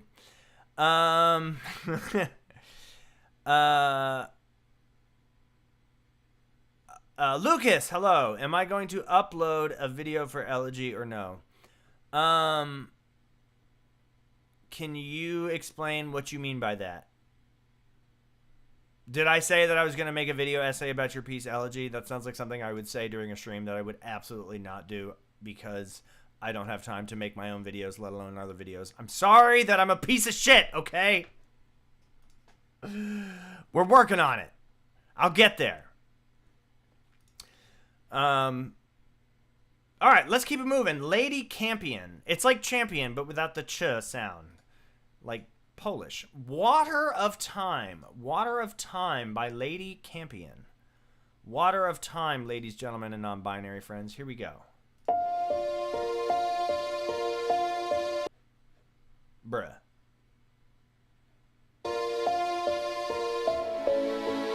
Oh, beautiful chord change. In the forest, verdant and cool, quiet waters patiently flow, seaward, waltzing knowingly. Oh my, there's a video. As they drift toward towards the goal. Others join in the dance, and it grows, making sweet and beautiful. Lady, this video has a ton of comments. Lasting all through the night. This video has 425 views, only 426 views, and 75 comments. I might know purpose at last, moving wild and free.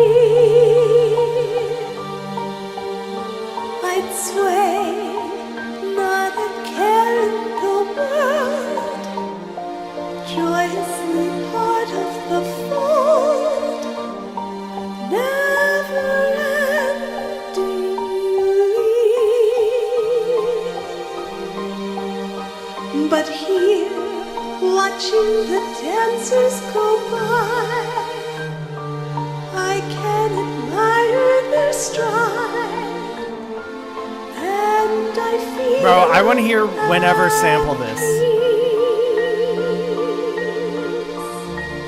Whenever, you should sample this.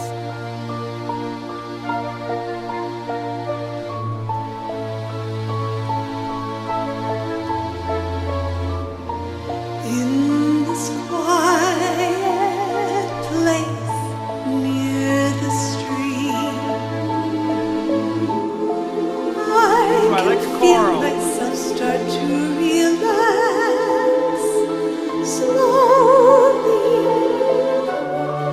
thinking peacefully, and I know life is not what I thought it would be. All the same, there's a sweet and beautiful song rising inside of me. I needn't join in that dance. I know my purpose at last, and in that I'm free, not swayed by the cares of this world, joyously part of the fold, never Oh, I like that chord.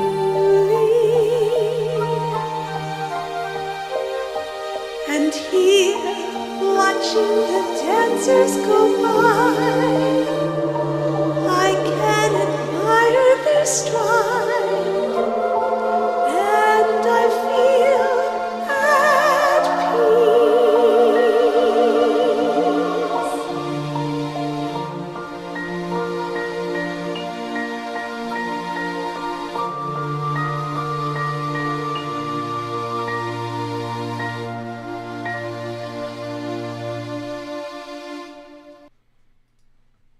Wait.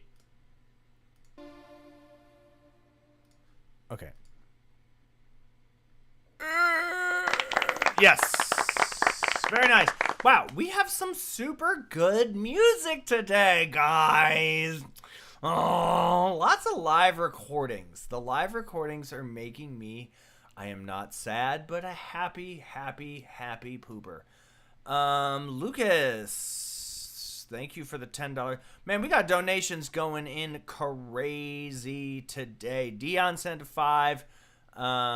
Lucas just sent a 10. Man, y'all are being hella generous today. Man, seriously, I got diaper money today. Y'all seriously paid for diapers today. Y'all came through. Now my baby don't gotta poo in not diapers. Although, to be clear, And just in case anybody is wondering, I buy diapers anyway, but it's nice to know that you all pay for my diapers. Okay. Lady, I feel weird calling you Lady because your name is Lady Campion. But so I call you Lady, but it's like, Lady, listen, Lady. I just sound crazy. I'm gonna call you Camp, Lady Camp. Really great. So you said this is only your second time composing a song. I have a lot of thoughts. So first of all, love the singing. I love this sort of brittle, fragile folk, what is the word? Serenity, maybe.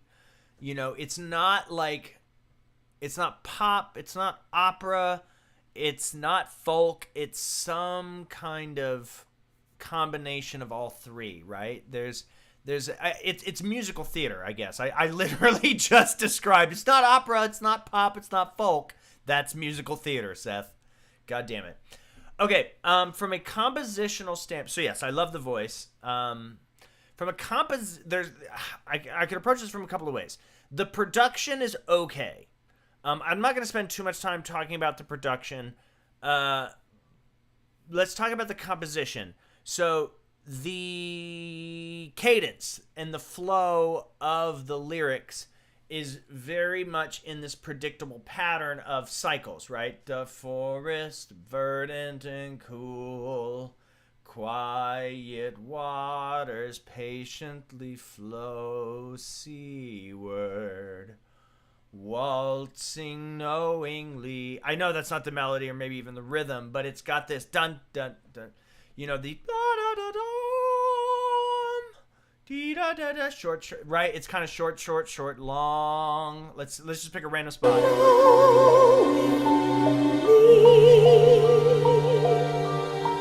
As they drift towards the goal, others join in the dance, and it grows. Dun dun dun, dun dun dun, dum dum dum, bum bum bum bum. And so, because you're fitting all the words, you're kind of jamming all the words into this 1 2 3 4 5 6 2 2 3 4 5 6 dum bum. So there doesn't seem to be like a lot of coherence in terms of when things fall and rise. It kind of just goes forward, which is not innately bad. So that's observation. So that's not a criticism, that's an observation. The criticism is that the nature of that type of structure is not serviced by the highly repetitive arpeggios in the piano and the accompaniment of these bum chords in the violin. If you're going to kind of have this cyclical water-like, you know, I think the title really captures the nature of the melody. I'll say that again.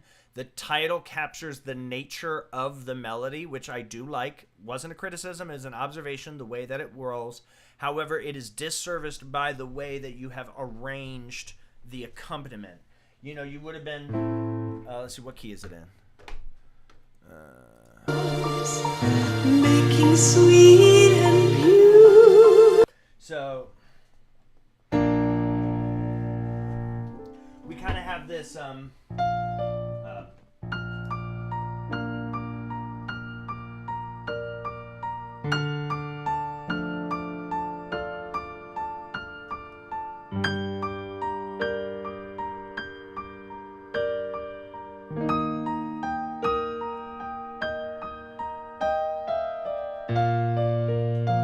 right? And I think that throughout, because it's a little under 5 minutes, you could have had some parts where maybe it starts like in the forest, verdant and cool, quiet waters patiently flow seaward, waltzingly knowingly as they drift toward the goal.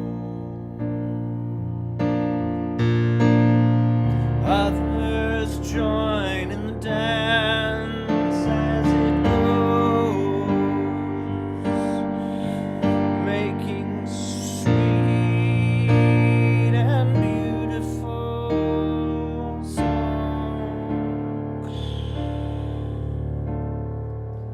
Sting the night, you know, like, you know, having those more sort of long chords,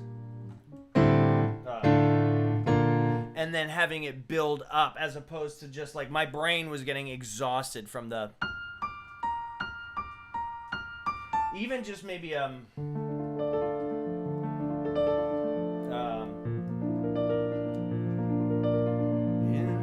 the forest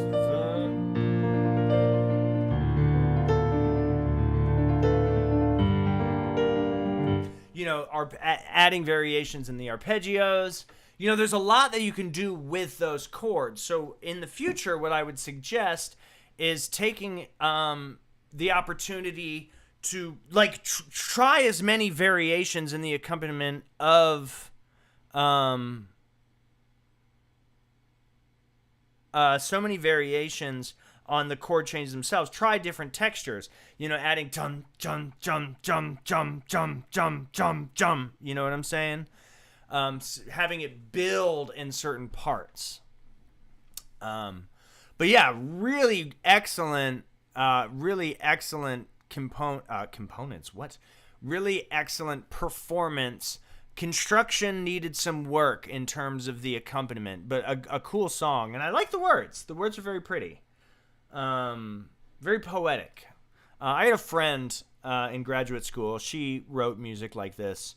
And she was really, really good at it. She played the harp, but she really captured a lot of the drama of, you know, creating the shapes, the peaks and valleys, as opposed to just the through line. Yeah, that's so the water movement does. Yeah, think about it. The water's supposed to be flowing. Imagine, you know, there's places where the elevation, there's quiet parts, you know, where the river kind of lulls, and there's rushing parts. You know, like there's. You know, water is dynamic. Everything is allowed, Evan. So yeah, that would be my big note. 8.1 out of 10. The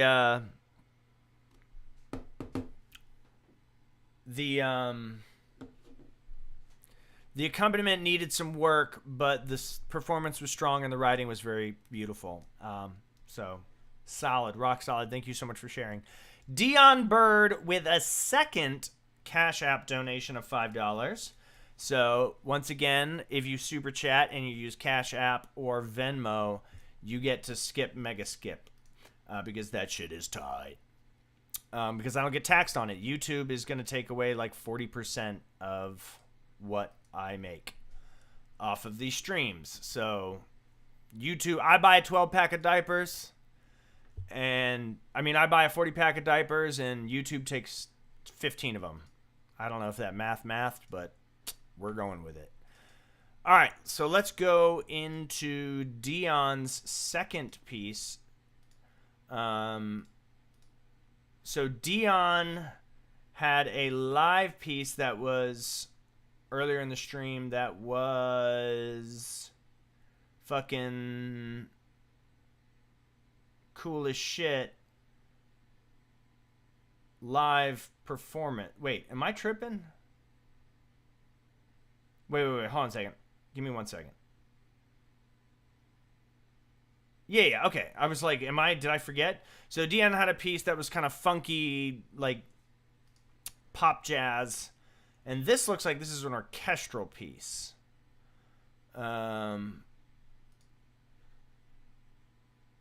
So now we're going to listen to an orchestral piece by Dion. And I'm guessing that this is MIDI. I don't know, though. That would be crazy if Dion had a fucking orchestra. All right, here we go. This is called 16.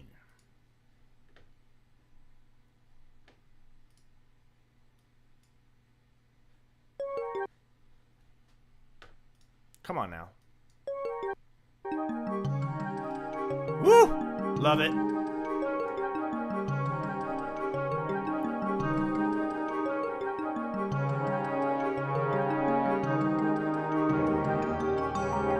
I love this.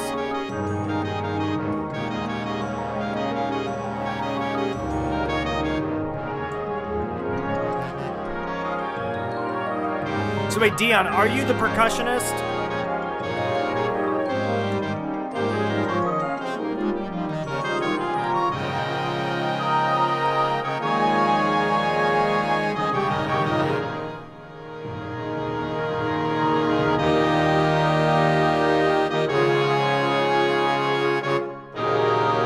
Oh, that's a spicy chord.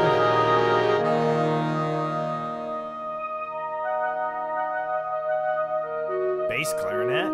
No, B flat clarinet.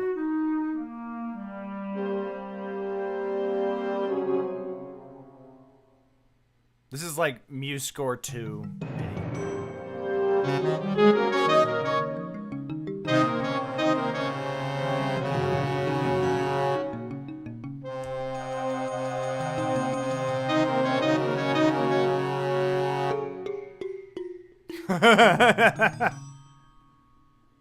Cluck, cluck, cluck, cluck.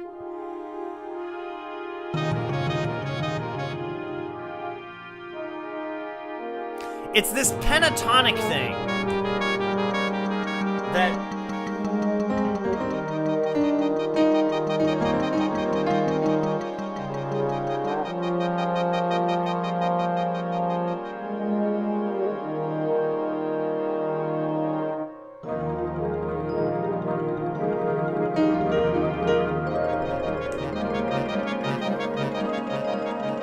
where are the trills? Did I miss it? Crap, where are we? I got lost.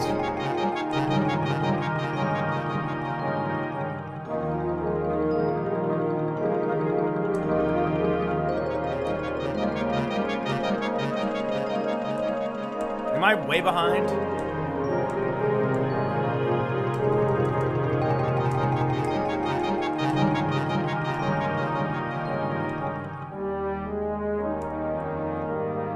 Here we go.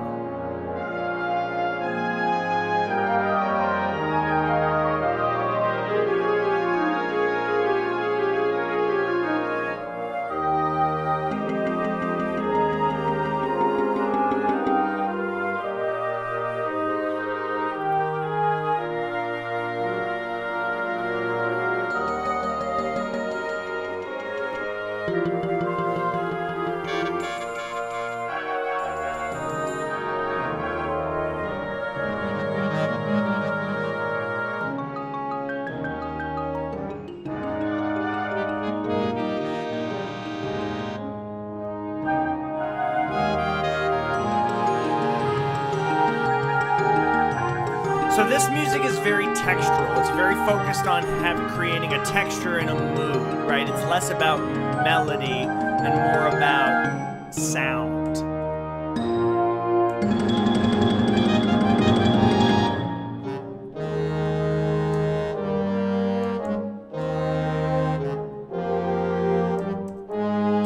Where are we?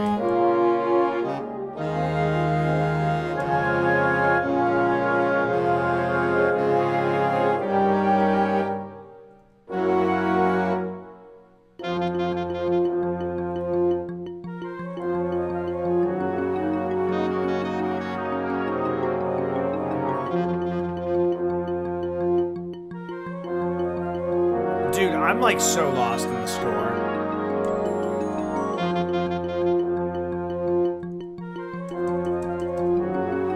Did it like go back somewhere?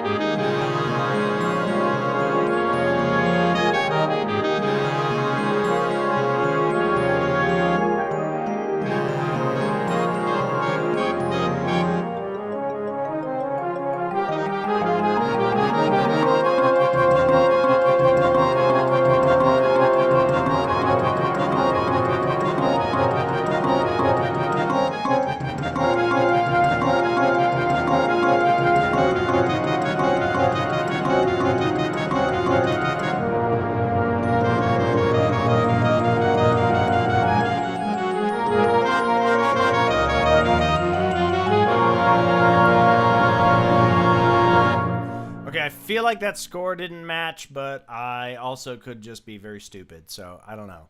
There's a possibility. I'm stupid, score doesn't match, who knows? What's up, Joe the Chicken? Life is lifing right now. Okay, yeah, Wind Waker. This was not Lucas's piece. This was Dion's piece. Okay, it's cool. It's good. It's a little long in terms of like it feels a little bloated. And there's certain aspects of it that like it's sort of repetitive minimalist nature. It's either too short and like either the ideas are too underdeveloped and it's too short, or that it's overdeveloped in that it's too long and there needs to be trimming. It's very dense orchestration.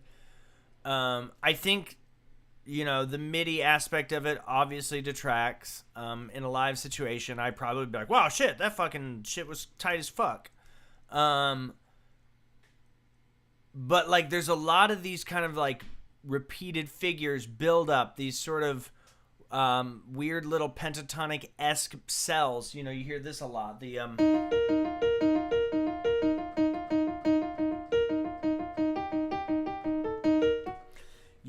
and then so there's a lot of these moments of sort of tension that don't necessarily feel like they release. And that in and of itself is like a cool effect. It's kind of like anxiety music, right? There's a lot of like tension building. It's that feeling of like, is my coffee going to be ready? Oh my God, I have to go to work soon and I really need my coffee. And then you're like driving and you're like, oh, my coffee is too weak. And you get to work and then you're like, oh, I have this thing I have to do and I didn't have my coffee. And then, later down the line, you're like, oh shit, I hope there's coffee in the break room. I need to make more coffee. And then you go down there and you're like, man, I hope my boss doesn't see me not working and making coffee because then, he's going to wonder why I'm not working. And then you get up there and you're like, oh man, I think I'm going to be late because I was too busy thinking about coffee. And you go home and you're like, oh my God, I had too much coffee.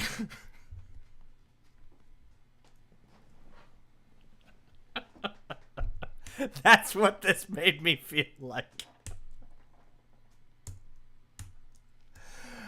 And hey, man, I lived like that for a long time, so like I vibe with it, bro. Some of these, like, and then there are these weird things that happen that just come out of nowhere. Where was it? It was fucking right. Where was it? Right here. On bar like 74, 5, 6, 77, where the xylophone would just go blonk, blonk, blonk. And that never comes back. It was just like, it's falling down. There was a repeat section. That's why maybe I got lost. And so really cool textures, but it was like, to what end? Kind of similar feedback. Where is the payoff? Where does it like, we've landed? There were a couple of spots where I was like, oh, here we go. And it was like, nope, not quite. And that's, that in and of itself, hi, Zayden. That in and of itself is an aesthetic, you know what I mean? It's kind of that argument of like, well, that's what I was going for. And it's like, okay, well then fuck, who am I?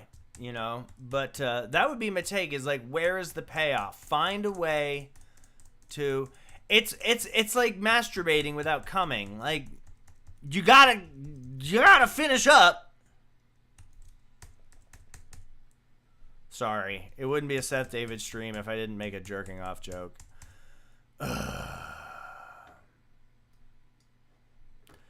Let's do 7.1 out of 10. No, 7.2 out of 10. You know what? 7.5. There were some moments that I really, really liked. Super, super cool. Thank you so much, sir. Okay. Where are we at? I gotta go into the fan funding, man. Y'all really fan funding, friend funding is what I call it. All right, we need to get to Rhodesy whenever, but we are going over into Lucas, and Lucas really is setting Lucas is setting himself up for failure because he had the best piece ever on stream, and now he's just gotta, deal with that. It sucks when you're the best, and then you gotta submit something else. Shit's wild. Okay, this is Album Intro by Lucas S. Everybody, with the $10 super chat. Thank you, Lucas.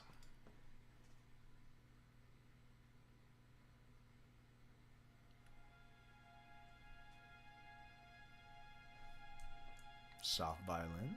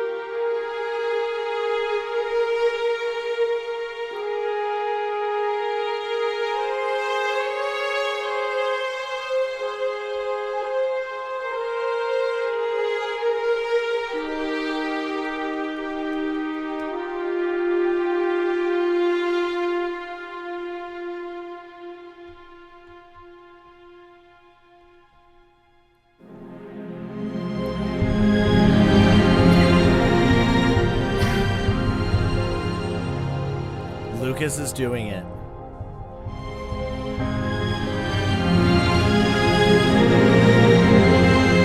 Oh, daddy.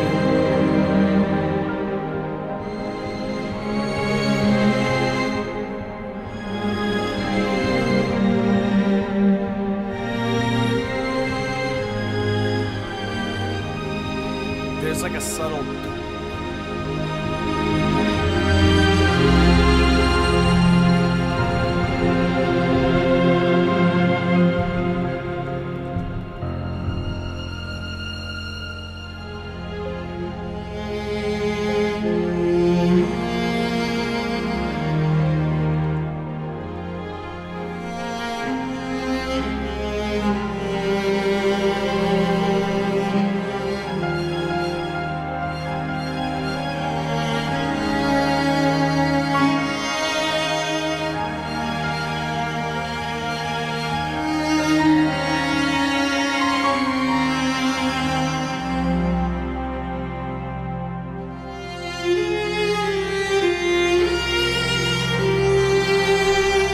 Game of Thrones Red Wedding vibes.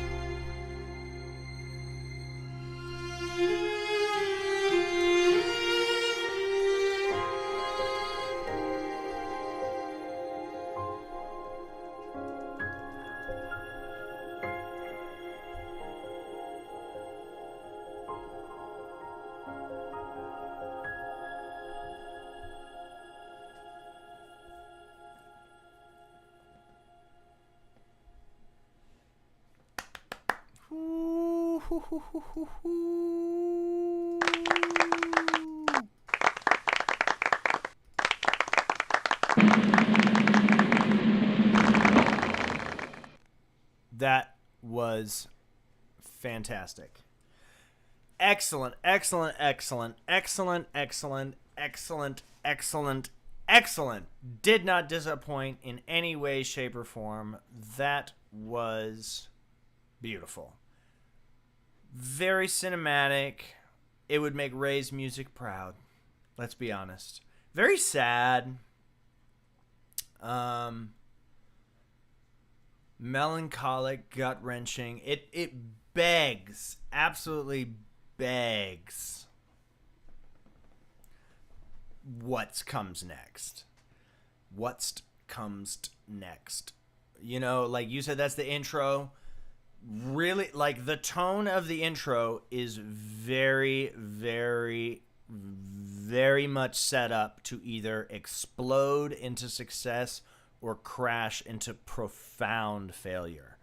Because if you don't follow that up with some, like, high energy heat, unless the whole album is just, like, super fucking tragic, sad, slow orchestral music, which, I mean, I guess there's a place for that, but let's be honest. Like, a whole album of that, like, bro, ain't nobody trying to watch Schindler's List 3 times back to back. You know, ain't nobody's like, hey, you want to come over for a Holocaust documentary festival? You know, nobody's like, hey, listen, we're going to read Dostoevsky in one sitting. Like, It's a whole album? It's a whole album of that? Oh no. Oh no. Oh no. Oh no. Oh no. Lucas, who hurt you, my friend? Who hurt you? What happened to you that your whole album is gonna sound like that? Bruh. Okay. Anyway, yeah, great, solid, rock solid production. The production 10. So let's see. Let's start scoring this out. Production 10. Composition. Composition and structure. I spelled composition wrong. Composition and structure. It carried. It was a 9.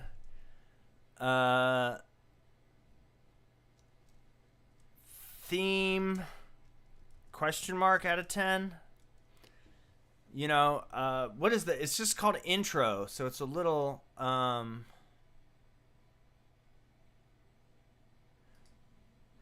the idea is called Lost Through Darkness, Hidden in Light. The intro is called Lost Through Darkness. Okay.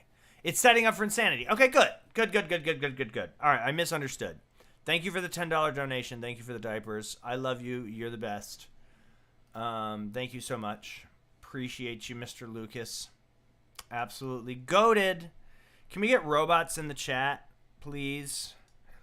Robots in the chat, please. That is good to hear. Oh, and I love the subtle drum. There was like a dum, bum, bum, bum, bum, bum. There, like, I don't know if you could tell. I don't know if you on the other end could tell, but there was like this bass drum just. There was like this bass drum, just a very subtle. I guess it would be like an 8th note pulse, maybe a 16th, depending on the subdivision, but like this.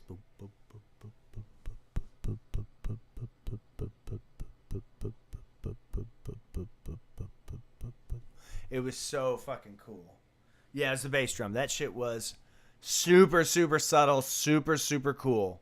I love, like, that is the type of thing that is just, mwah, like these tiny little subtle things. Like, that is what separates humans from robots, right? No fucking AI shit. No Bambi smoking crack. You know what I'm saying? No lamppost pretending to be an accountant would ever put that bass drum in there. And that's why it's god damn it. That's why it's a 10 out of 10. It's a 10 out of 10, folks. We hit it. We did it. Hope you didn't miss it. If you did, the album coming soon. Lucas S. Absolute G. Absolute unit. Giga Chad. On Skibbity. No cap. Fuck yeah. cringy millennial outcome. Thank you for the donations. Thank you for the diapers. Okay. Let's move on. Let's move on to the $2 donos. Whenever, and then Rhodesy will be up with Rhodesy's Redemption. We're all excited about that. Short experiments. These are short experiments from one of my all-time favorites on this.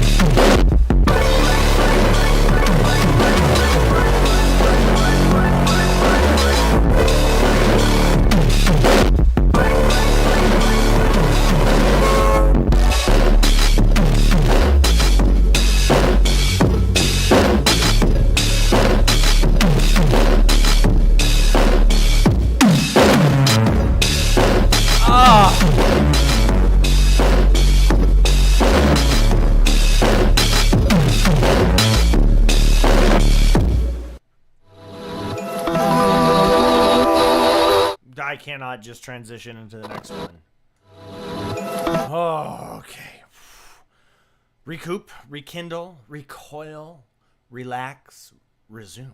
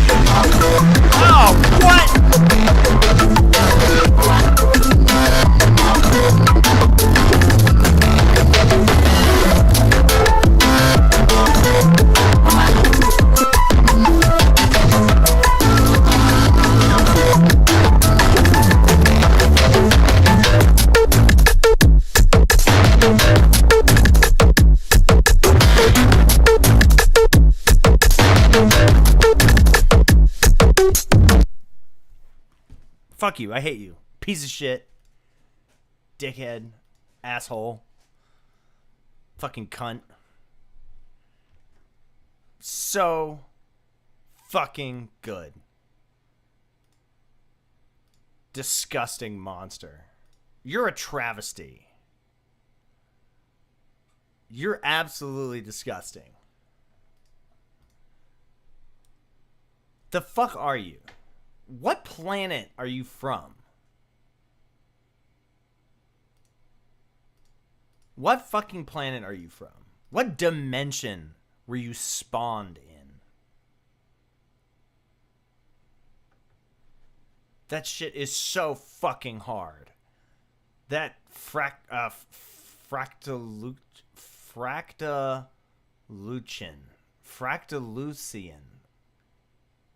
I don't know what I don't even know how to fucking pronounce it.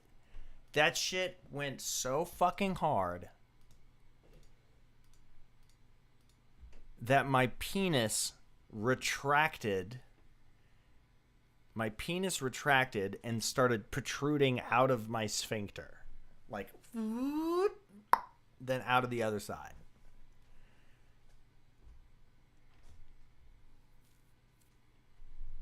And then that first one, the I Am an Exit, was so emotional. Again, the humanity, the power, the absolute impact, the humanity.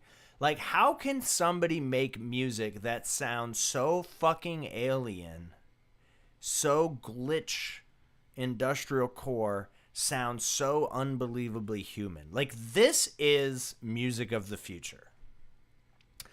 I 100% believe that this is the music of the future. Will it be the most popular music in the future? Probably not, because society is getting fucking stupid.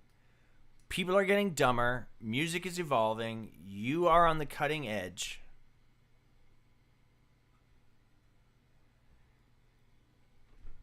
You are... Like, this is ridiculous. This is ridiculous. I should be... I'm gonna have to hit you up for real. I know I'd be saying that, but like, the shit that you're making,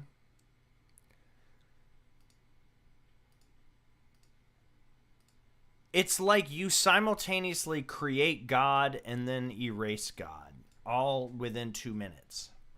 I love it. I love everything about it. I have nothing to say. Nothing bad to say about it. No notes. 11 out of 10. Absolute goated. God tier. 11 out of 10. My favorite one of yours. Maybe it's because I fucking missed you the past couple of weeks. But that shit hit so fucking hard. Let's listen to it again. Fuck you.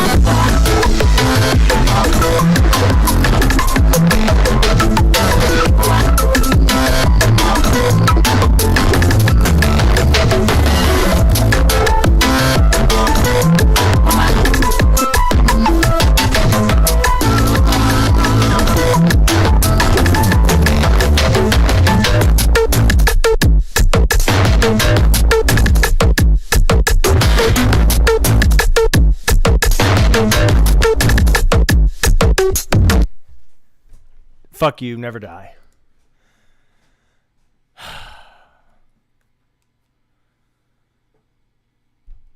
Insane. Moving on.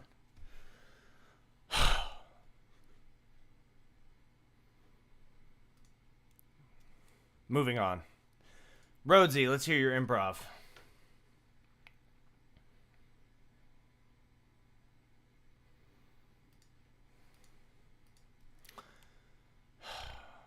this video to redeem myself because I can play the piece. I'm just too lazy to play the piece. So yeah, allow me to redeem myself. Hi, Rhodesy.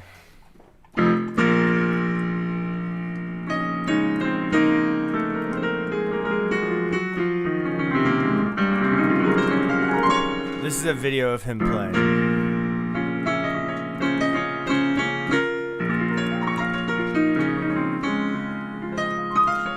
Yes, you can play it, it's just not perfect.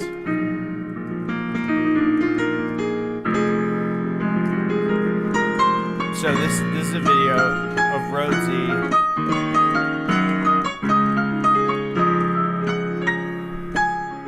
playing, struggling through his own composition, but he can play it. Like, Rhodesy, your technique is obviously good. Like, I can see, like, you're a piano player. Your wrist, you're loose. You're not an amateur. You're not a hack. I don't think you're a hack.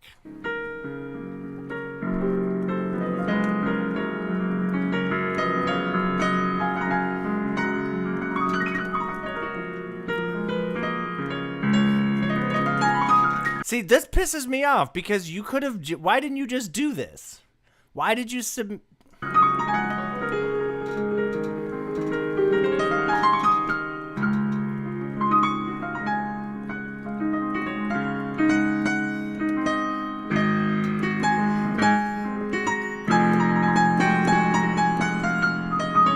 I like how it also has 3 views, which means you've viewed this twice before sending it to me.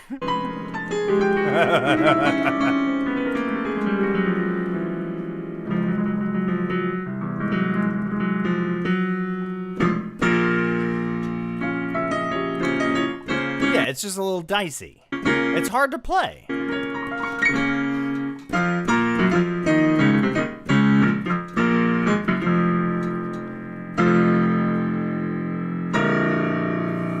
And I'm too lazy to learn it, but yeah, I'm not faking anything. I can play the music. I know you can play, but you did definitely upload a MIDI recording the first time.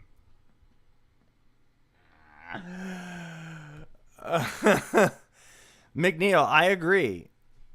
McNeil said I prefer this over the MIDI. I 100% agree. Rhodesy, we love you. Also, now I know what you look like. Now we are officially, for reals this time, actual legitimate friends. I'm so sorry, my friend, but you and I are friends.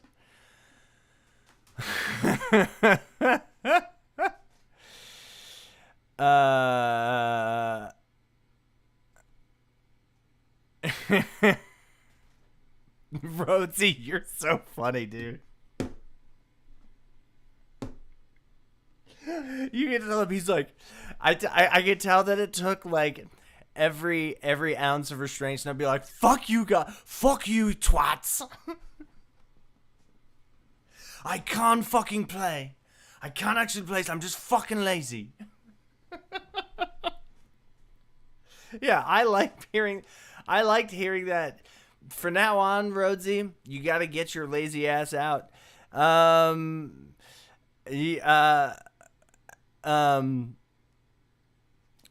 now you're not allowed to upload MIDI anymore. Now you have to upload these grainy, sloppy performances of your own music. They're so much better. They are so much better than the MIDI recordings. You have to be lazy. I should have shown the video. Look at this dude. This dude, hold on. Let's pull up the video. I'm gonna pull up the video. This is a great, the title is called Redemption for Seth.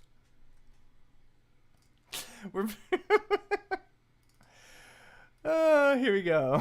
Where is it? I'm pulling it up. Okay. Here, let's watch this together. This video to redeem myself because I can play the piece. I'm just too lazy to play. I can't play the piece. So yeah, So yeah, allow me to redeem myself. I shall allow you to redeem yourself. I can't. I'm gonna work on the accent. Hold on, give me a sec. Video to redeem myself. To redeem myself. I'm gonna play. I can't play the piece. Because I can play the piece. I'm just too lazy to play the piece. I'm just too lazy to play the piece. I can play the piece. I'm just too lazy to play the piece. So yeah, allow me to redeem myself. Okay. I need a video. Look at this. The panic. Wait, watch his hands. Redeem myself. Watch.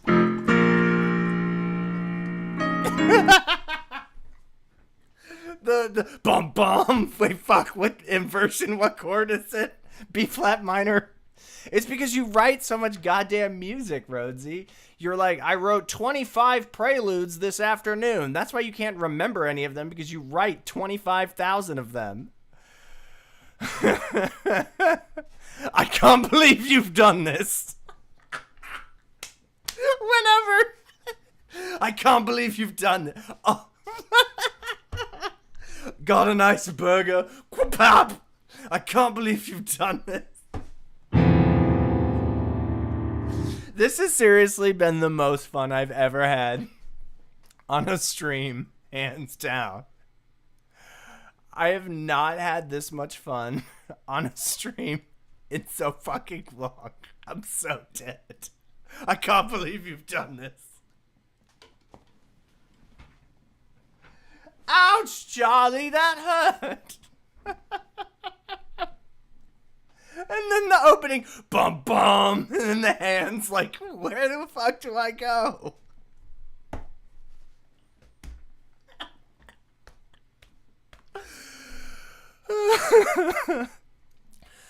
Oh, 29 out of 10. Rhodesy, you now have your own lore. The Rhodesy, I gotta go pee. Dude, that literally killed me. That absolutely tortured me. I'm so fucking dead. I'll be right back.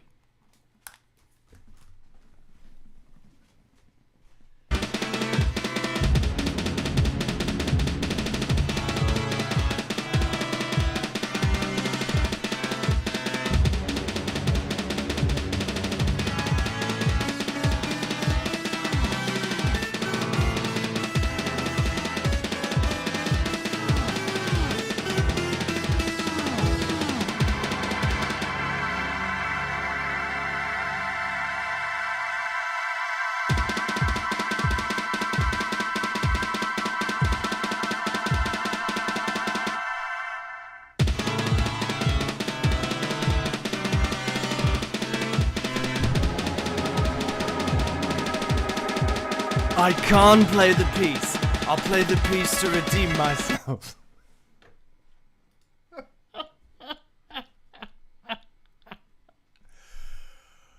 Okay. All right. Dude, I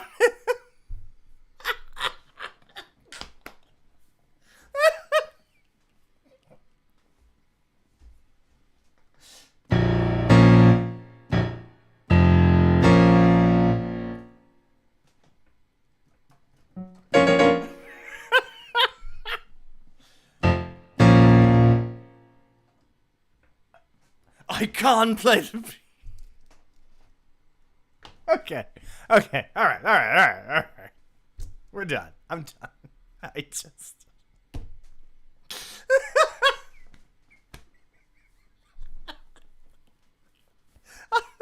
I don't know.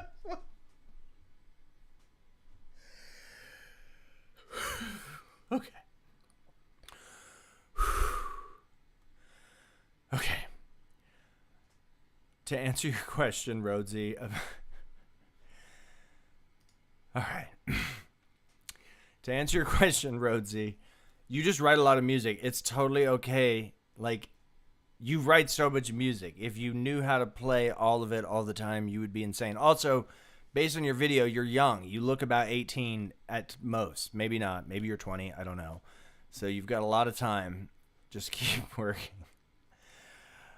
Lucas, Lauren, you missed the fucking... You missed the craziest shit, dude. This fucking...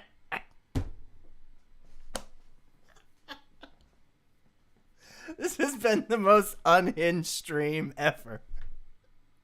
The fucking Rhodesy lore is so deep. Okay. Lucas, thank you. Thank you for the $5. 18, yeah, okay. So you got plenty of time. Okay. I need to like reintegrate into normalcy because my shit is totally lost. Dude, like I fucking can't. And it's not like any one thing. It's not like, oh, Rhodesy, you jackass. Like, it's not that at all. It's just like the whole fucking thing of it. Okay. We got... I don't know if I'm ready for a McNeil. I need to cleanse my palate. Because we went... We went from fucking Lucas's gut-wrenching, just heart-churning, just like insane pain and tragedy, like Holocaust-level sadness, into whenever's complete chaos of beautiful, otherworldly, ravecore, industrial future music. And then into like the third time that I have heard this piece, and the first time that I actually liked it because it was played by a person who gave the best like program notes ever. Okay. We are centered. We are zen. We are here. We are present. We are well. All right, Lucas.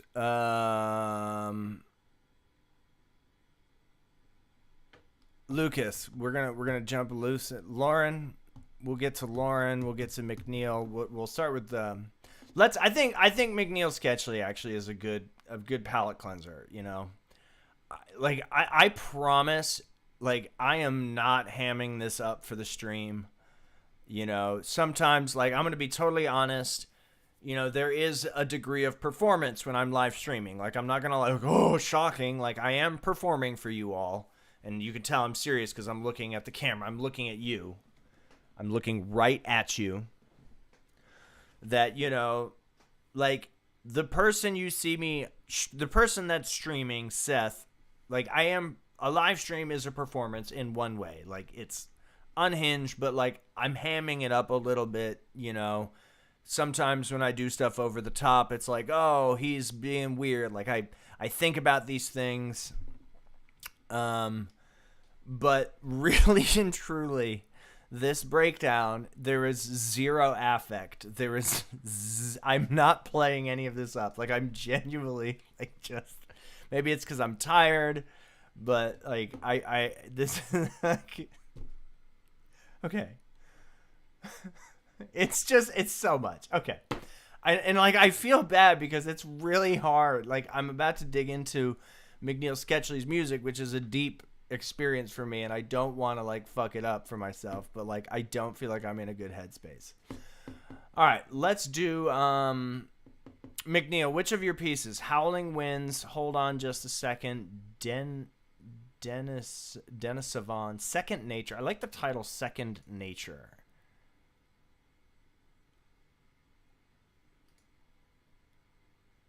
Hold On Just a Second is a cool title. Let's do that one. All right, here we go. McNeil Sketchley, Hold On Just a Second.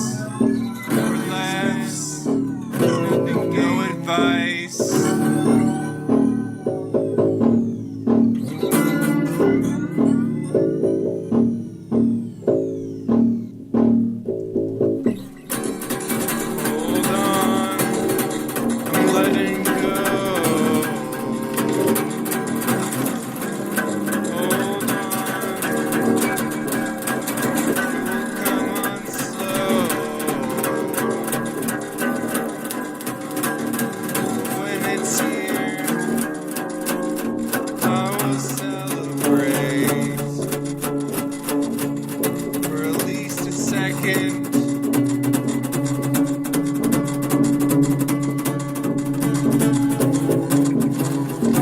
I will feel great.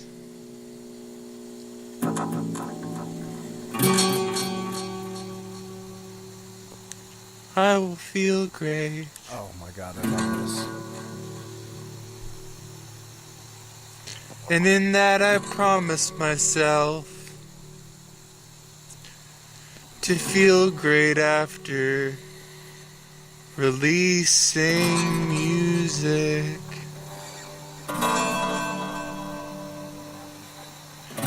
Feel good after I love this. doing what I chose to do.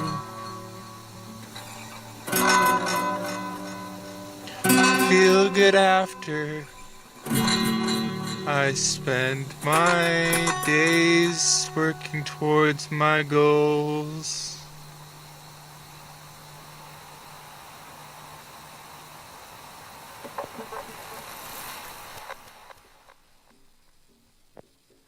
And to feel in sync with what I should hold on to. I'm letting go. Hold on. I'm letting go. Hold on just a second. I'm letting go.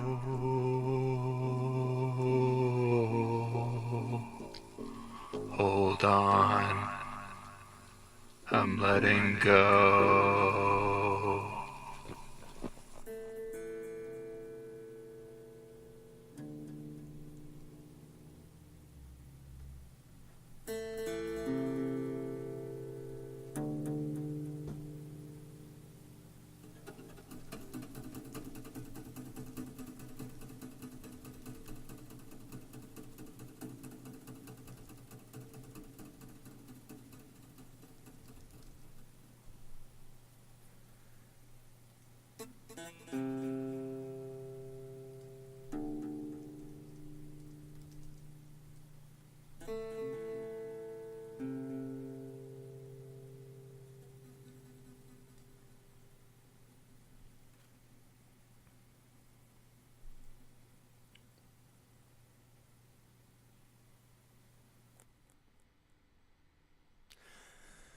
The final lyrics being "Hold on, I'm letting go" is so poignant.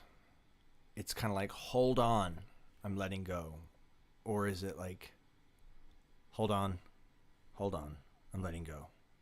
You know, like pause. This is over. Wow,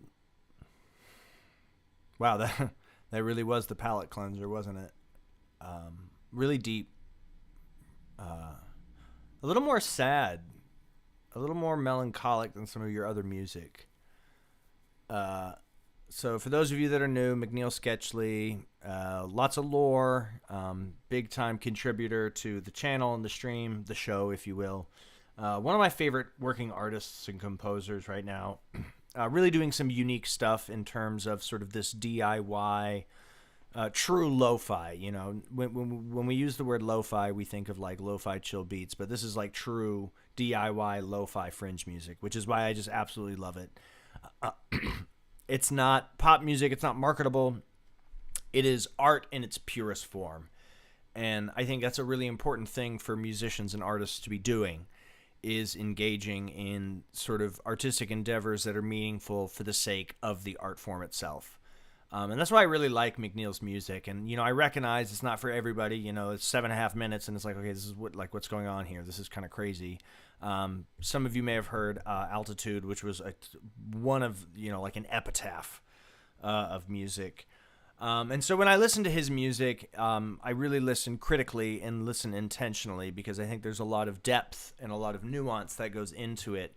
And what's, I think, so powerful and impactful about the music is that the depth and nuance that goes into the music may be subconscious. You know, it's not that McNeil Sketchley is necessarily thinking like, oh, I'm going to, interject this with this deeper meaning. And I think a lot of really great art does that.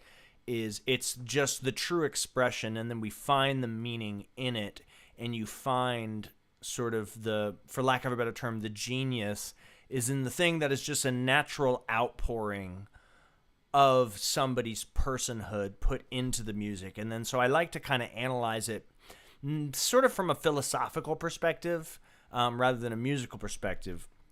And what, the big striking component of this particular composition piece, I don't even know what to call it, song, is that, the first half is this very cacophonous, fast-paced, rhythmic, kind of busy, out-of-tune guitar, wild. I love the use of the delay and the flanger. That's actually a little unusual for McNeil. You usually don't hear something like, okay, I'm just going to put a delay on basically the whole thing. So the piece is really categorized in its two different sections, and it's cacophonous, wild, busy, and then the second half is this just very soft, sort of pensive, introspective thing. And also, McNeil, I noticed that you did something that I haven't really heard you do, which is you like singing like really close up into the microphone. So that's what in production you call the proximity effect, right? Like when you're here, like it sounds like I'm right in your ear, right? So you can imagine that now it feels like I'm right here with you, and we're just sitting close together in bed. I appreciate you and I value you so much, and not just the love that we share, but the companionship and these incredibly intimate moments that we have together is something that I will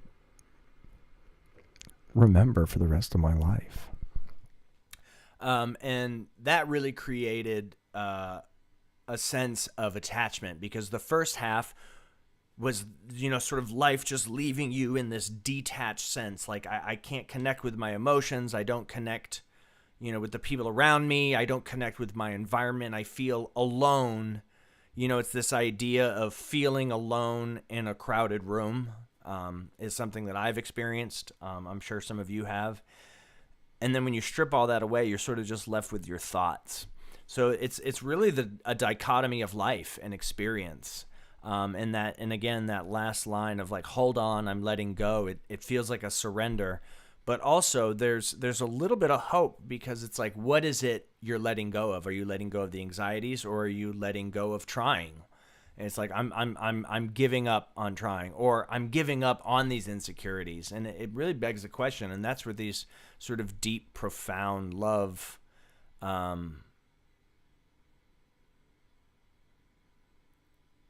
for the art form really speaks to me on like a deep personal level. Yeah, it's kind of like, whenever is the future of music, McNeil Sketchley. This is like the classic uptown versus downtown, right? Highbrow and lowbrow, whatever you want to call it.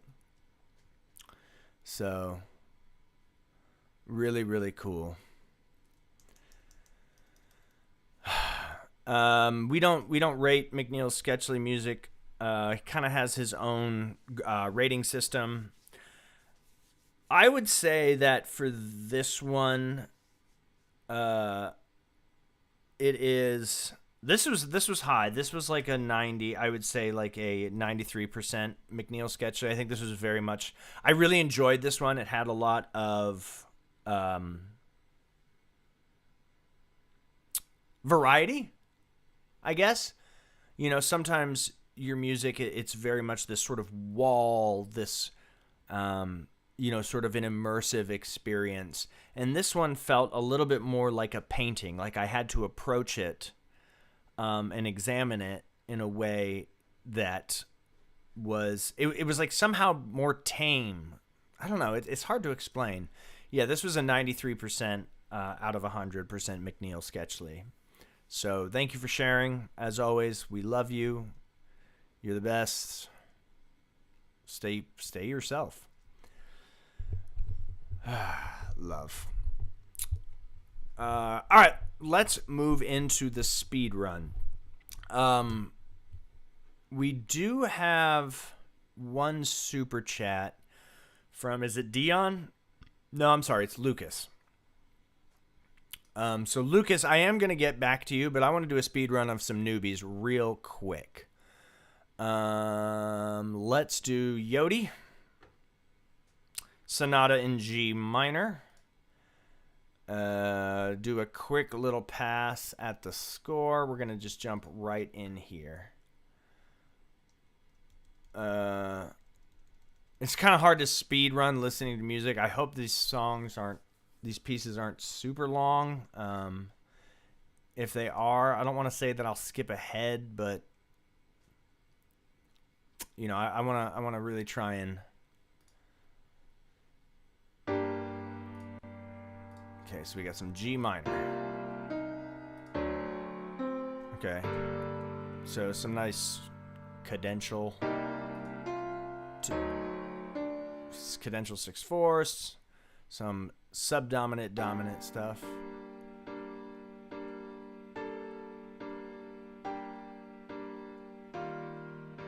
Okay, cool. I like that chord. I wouldn't rely too heavily on that dominant chord if I were you.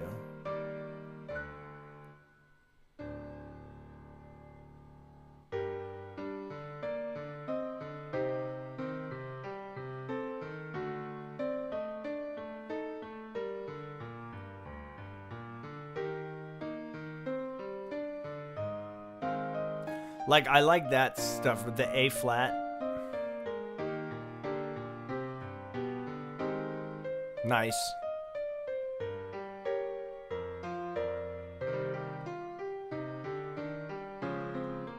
I think it should be faster. It's too slow. This should be like bum bum bum bum dum dum dum dum.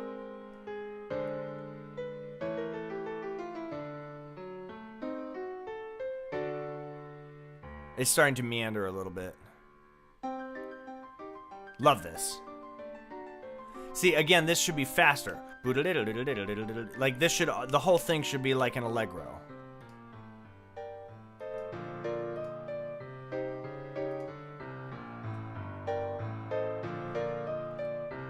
Because the writing is strong.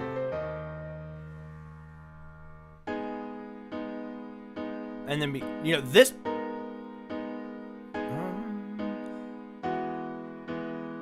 I love that.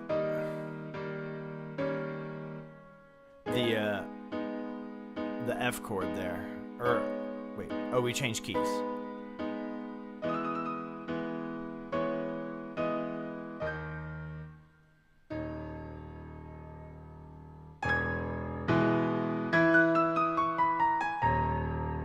Like, if it's gonna be this slow, fill out the chords more, right? Because you kind of just have the octaves. Or thin it out to really create that delicate texture.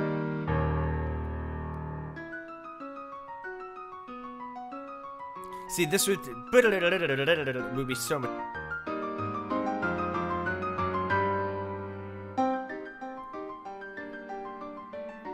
Also, it relies really heavily on these, like, half note, like, this is the end of a section. You know, find a way to create more transitions.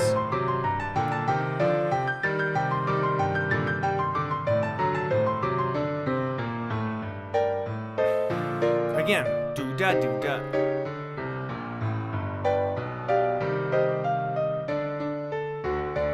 And then the half note, and then we get back to this. I don't think this is as dramatic as you think it is. That E to the E flat, and then the 5 there, that descending line is like you go to the dominant chord sometimes, but then subvert that and maybe go to like a 3 or something.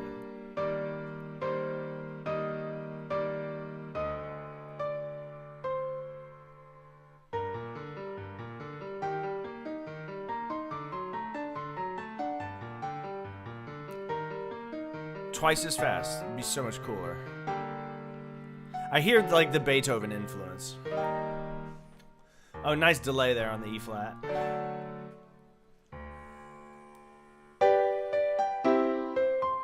Okay, now we're just somewhere else entirely.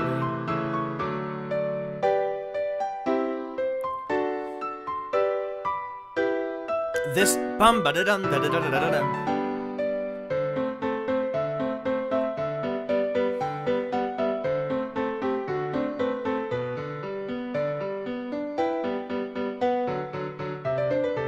Some really nice harmonies. Just stop relying on that D major, the 5/7. Oh, yeah.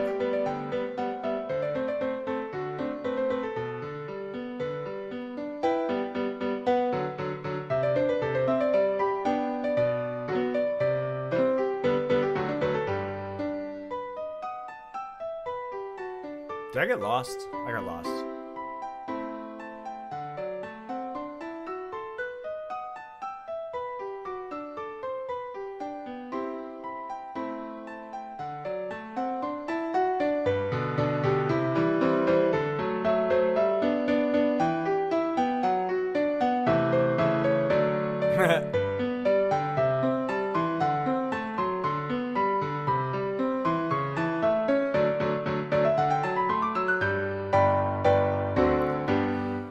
It's kind of funny that it ends in G major when it started in G minor. It's definitely not following the sonata form exactly. What is this? This is beautiful. Oh, that's not you. Never mind. Yeah, it's cool. It's a cool piece. Yeah, I think it definitely needs to be faster. You know, you can have this adagio intro and then dum dum dum dum dum dum dum. You know, playing the. Let's see.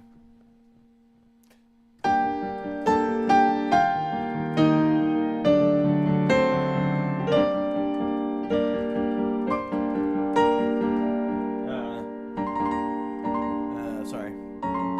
Oh my God, I can't. I'm trying to.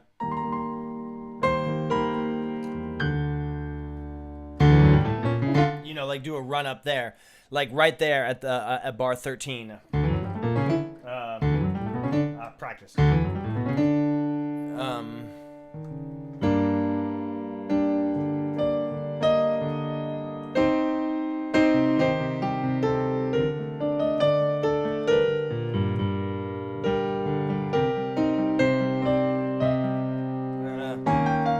See what I'm saying? How much better it would sound if it was faster? My neck hurt from doing that. It would just be, it would give it a lot more momentum. Really great start. Excellent start. Develop it more, flush out some of the ideas, make it more coherent. It kind of sounds like you're trying to jam two different pieces into one. Find a way to make them all mesh together. I do like the refrain. You know, maybe the refrain comes back.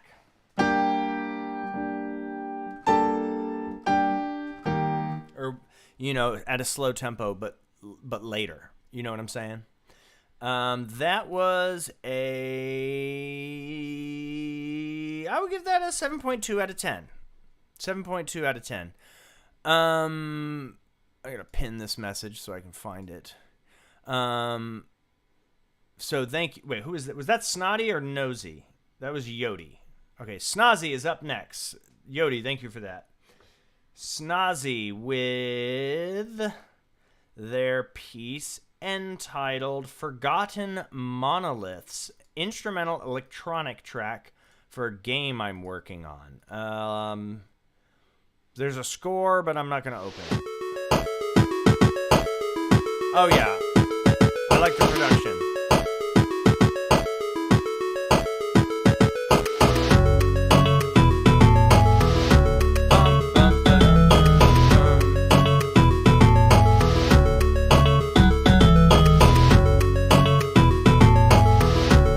Oh, I love this.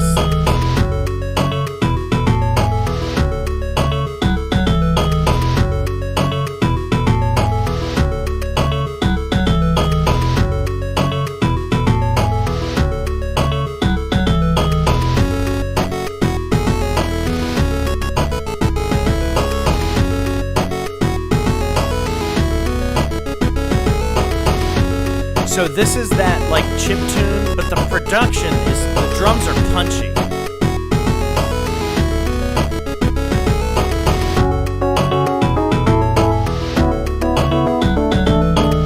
Good change in instrument there, good orchestration.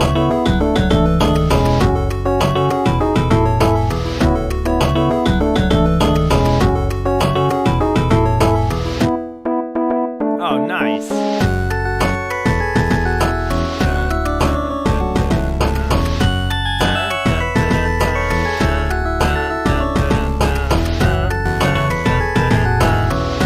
It's funny, that's such a like a cliche rhythm, but it really works.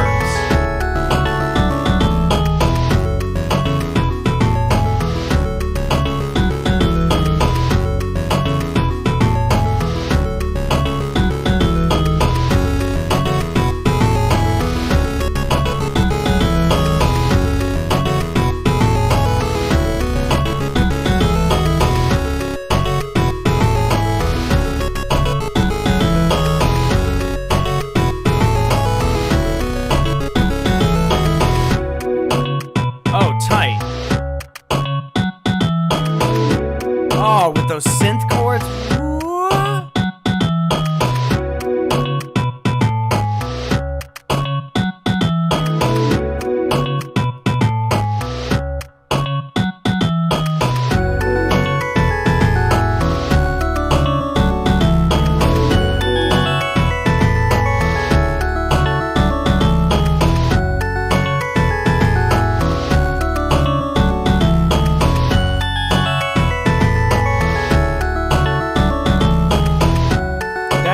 Like on YouTube.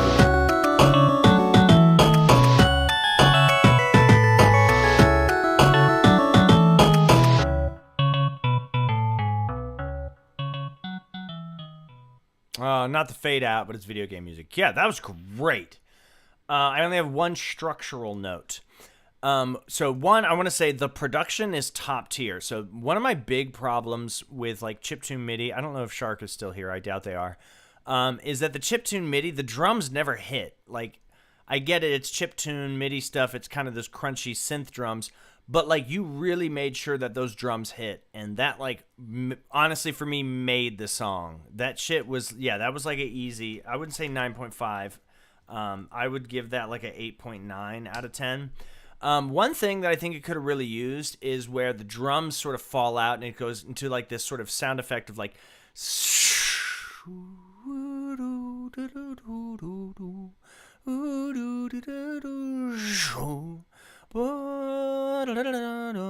less of that dum bump bump. You know, keep the MIDI, keep the time, the clock, right? But things like bum bum da da da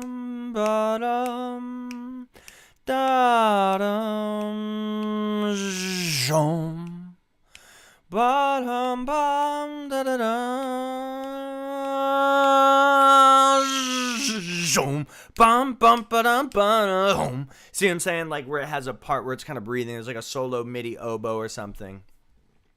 And then that would have, you know, so definitely keep the time, but it definitely would have made that boom bum bum ba dum bum come back would have been really strong, and that would have bumped it up to a 9.5 in my opinion. Super, super tight. Thank you so much for sharing, Snozzingly. That is awesome. Okay, I Is Awesome is up next with a piano vocal piece on a website. I have absolutely no idea. Online sequencer. This is called 13_4. This is by L Is Awesome. L Is Awesome. This is, what the fuck is this? This is like a MIDI sequencer?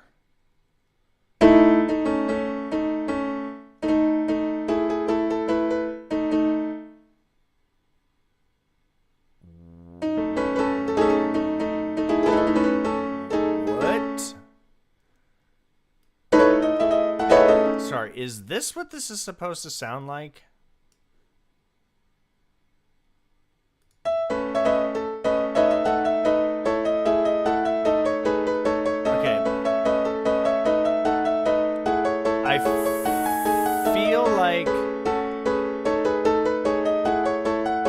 Whatever this website is, is having some major issues.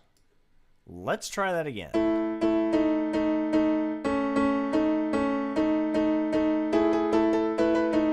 Is the rhythm supposed to be like this?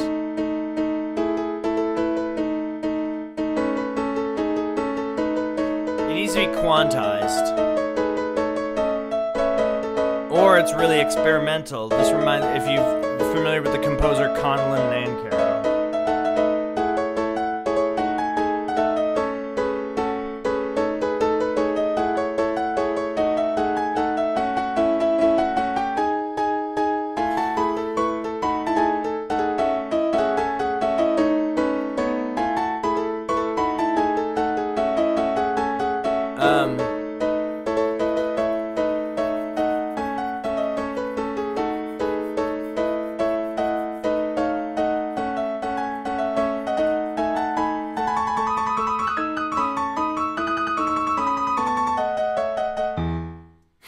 Boom.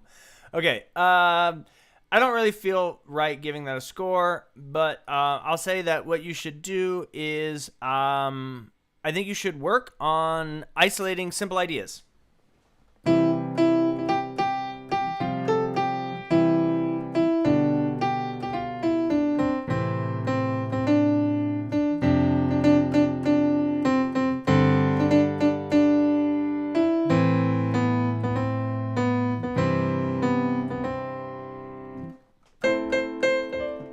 You know, and think about the range. Like sometimes it's low, sometimes it goes high. Maybe even simpler. Like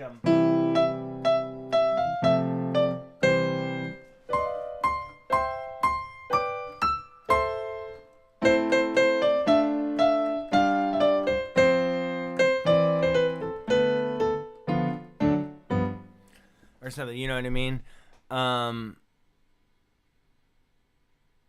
Yeah, it sounded like it was lagging. Yeah, focus on writing simple, pleasant ideas.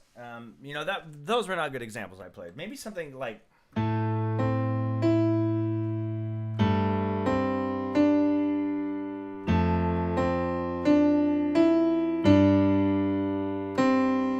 Then shift up an octave.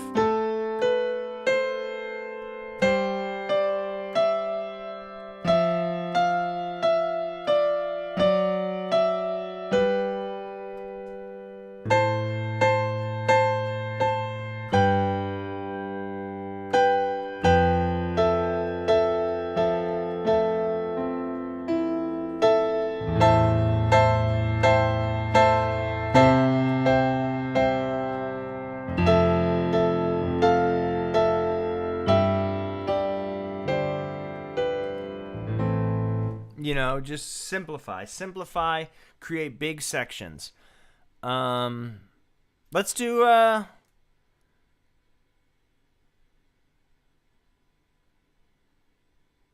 oh, was it supposed to be in 13/4? I heard the secondary dominant. Yeah. Yeah, keep working on it. It's cool. Keep working. We'll do a keep working and come back. That was a keep working and come back soon. Heart out of 10. Love you. Thank you for the submission. Super, super tight. We're doing the speed round, ladies, gentlemen, and non-binary friends. We're doing the speed round right now of the newbies. Newbie speed rounds. Okay, Jasmine S is up next. Jasmine S with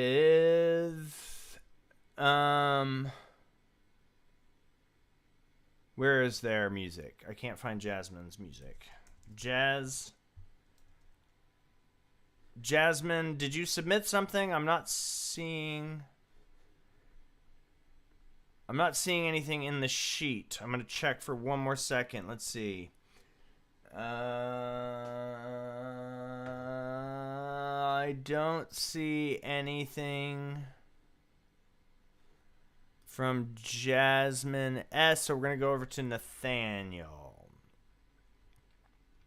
Nathaniel Hahn. Love Bade Welcome is a choral piece. Very nice. Here we go. This one has a score. Ooh, 6 minutes long. Oh, it's a live recording. Hell fucking yeah. Live recording for the win. I think it's a live recording. The white noise makes me think it's a live recording. And the breathing.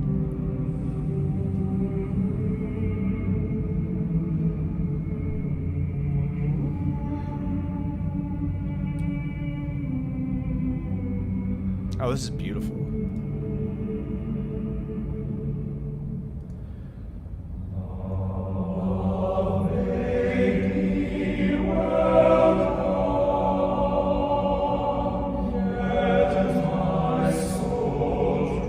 Oh, fuck yeah. Fuck yeah, dude.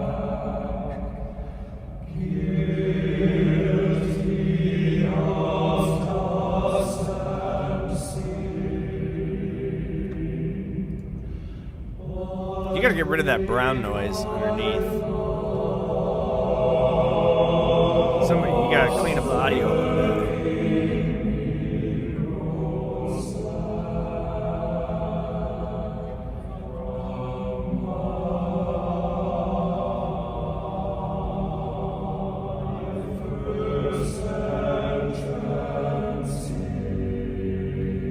That weird little chromatic line the singers did not hit.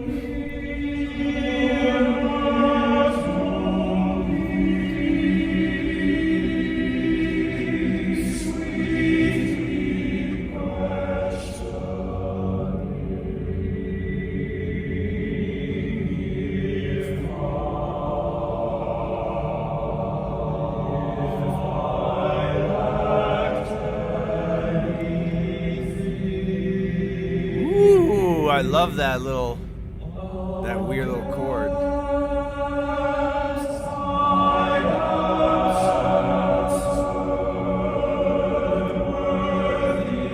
Good writing with the Divisi.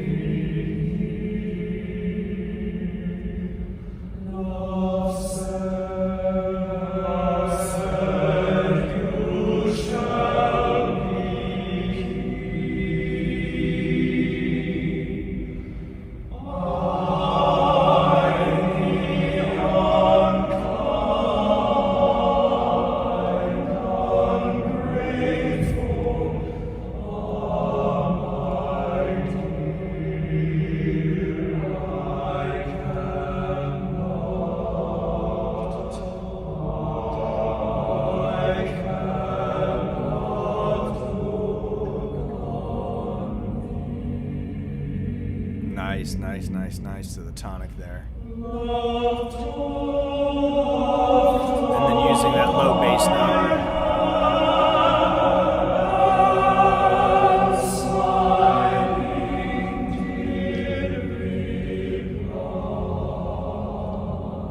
I would have liked to hear a little more cascading, like delayed entrances. It's a lot of heterophony, right? Everything's moving in the same time.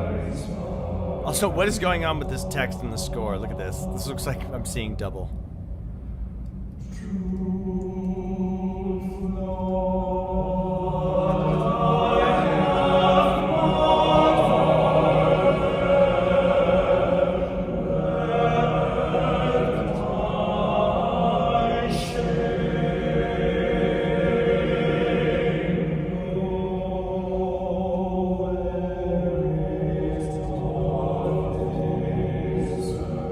Nice text painting on the word shame.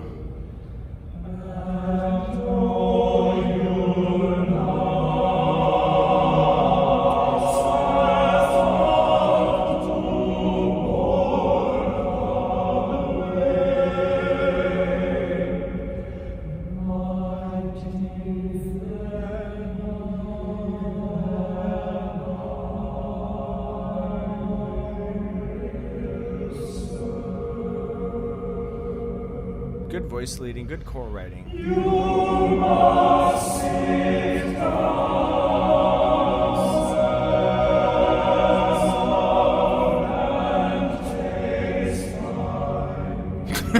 Taste my meat. I'm 10 years old. You must sit down and taste my meat. I hate myself.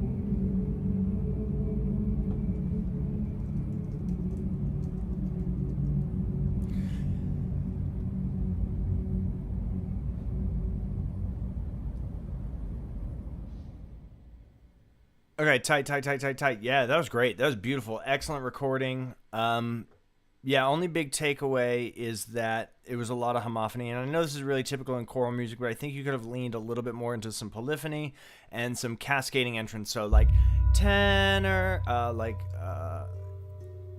tenor, and then tenor 2, sort of the staggered entrance kind of a thing.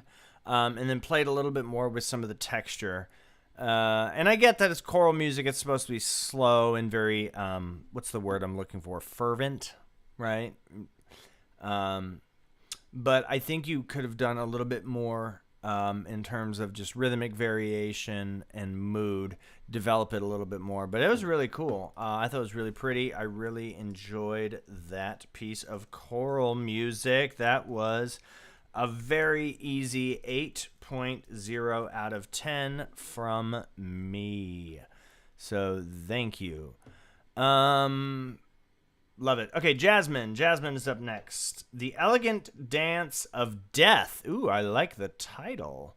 All right, we're going to upload. We got the score. This is the speed round, ladies, gentlemen, and non-binary friends. This is the speed round. Sit down and taste my meat is the absolute highlight of the stream.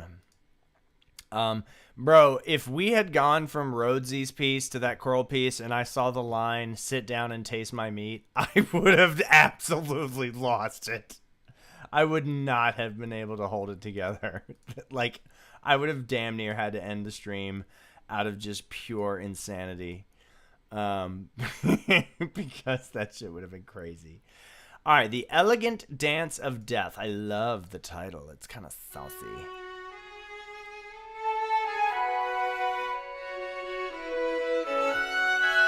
Oh, this is fucking great. Oh my god, what?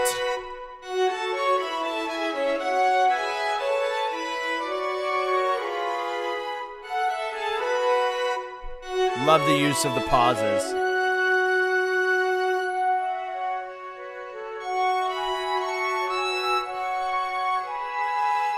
It's giving Lord of the Rings.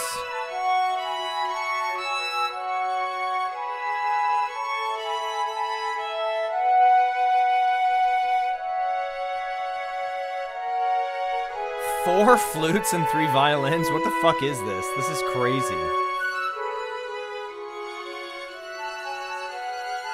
Ooh, spicy harmony.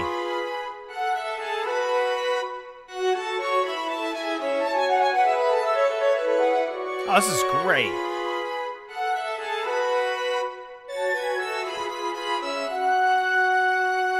Yeah, I would avoid that. Everybody ends on the whole notes.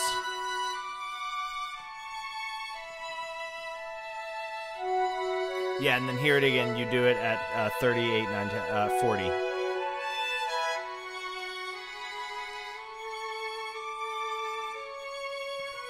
And over here at 43, I would have the violin still playing a line. The top violin, violin 1. Like, there's no reason for the violin 2 to be carrying. Like, even if this G flat was just held the whole time. Love the triplets. You gotta make sure you're putting in slurs for the flutes and violins when they're supposed to be bowing and tonguing. I love the congested density.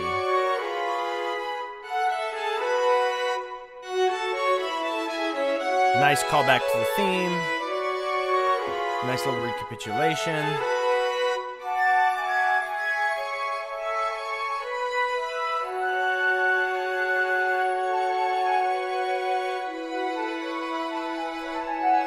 So we're getting some of the polyphony developed a little bit more here.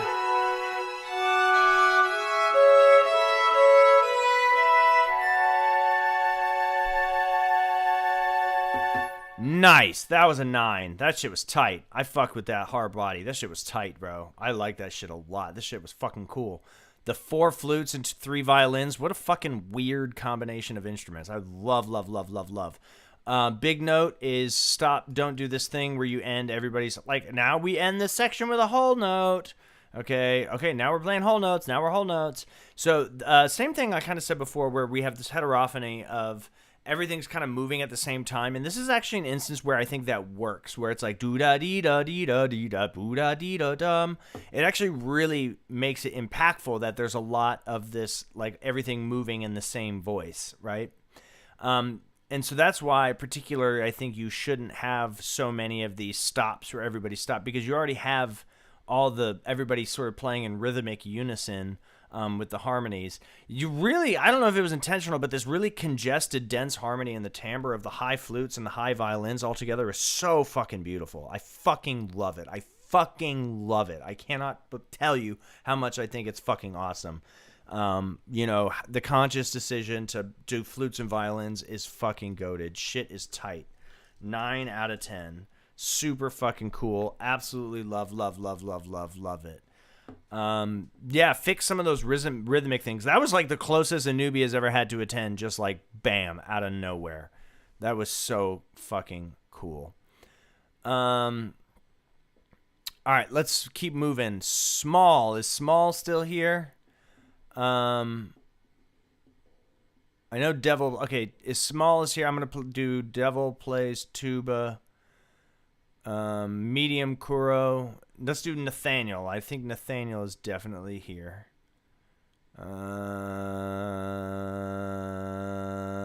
Where's Nathaniel?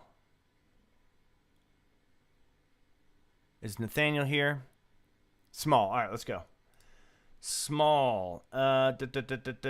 Hate Myself by Dodie. Is this arrangement? What is this? So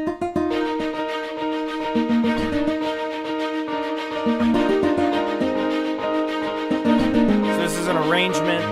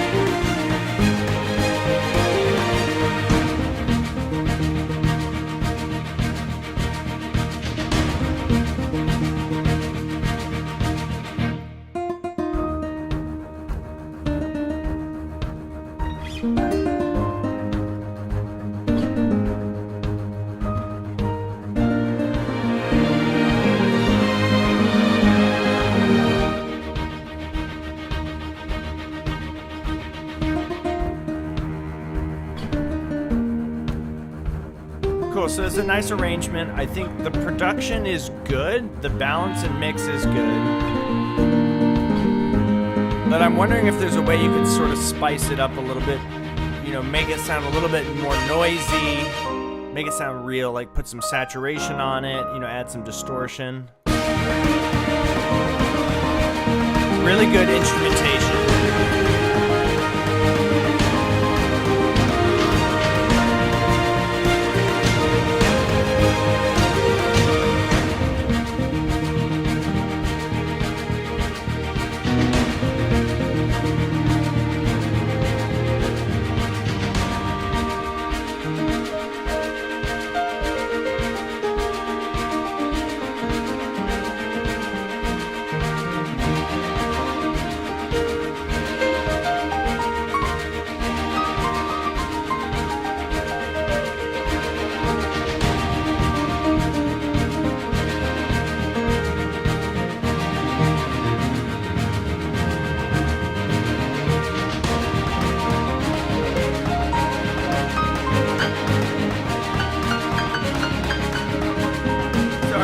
starting to play a solo.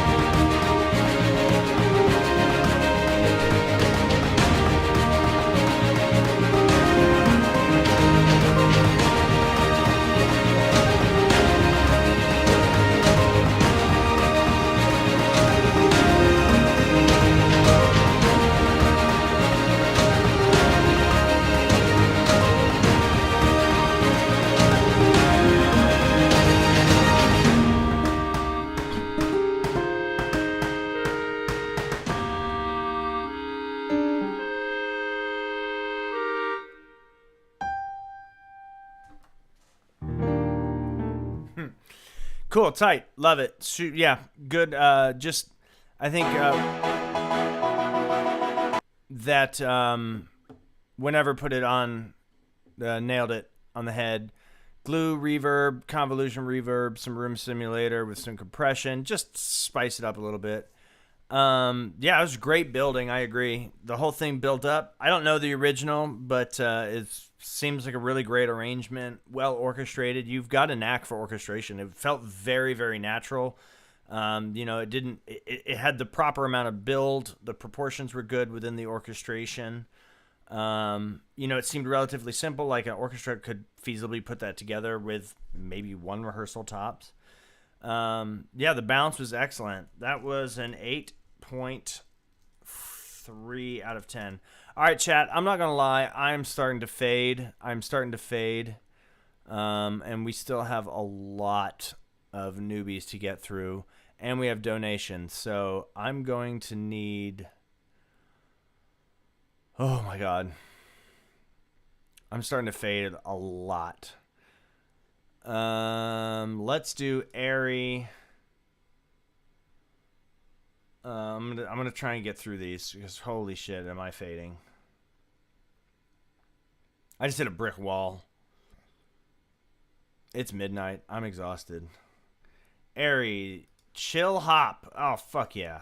A narrative and poetic beauty of the burning out of the brightest stars. What the fuck kind of description is that? That sounds awesome. Chill hop. Let's listen to some chill hop by Airy. Oh yeah.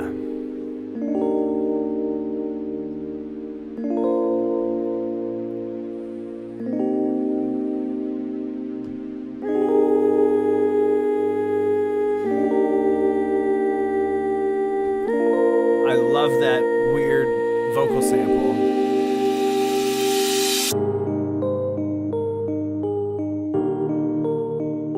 This is great. It's giving band lab. It's giving band lab, and I mean that in the best way possible.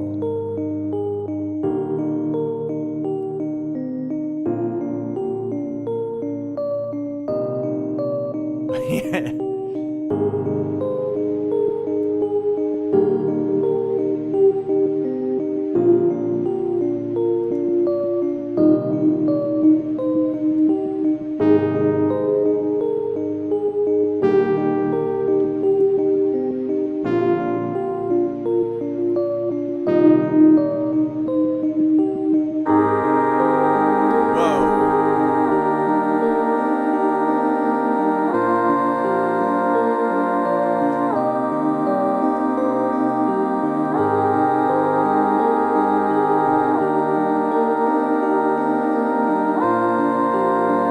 The album is called Chill Lo-Fi Crisis to Have or Avoid a Breakdown To. I'm 15 and this is deep. Does it do a lot of the same stuff?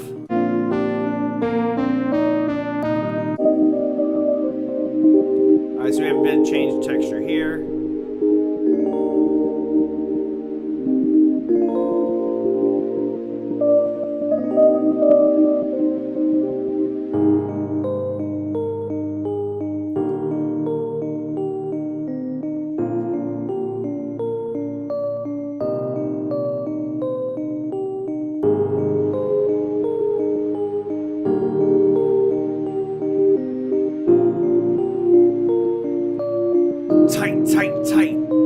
Sketchly, is that a Breaking Bad quote? Is that Tuco? Did you just quote Tuco? Tight, tight, tight.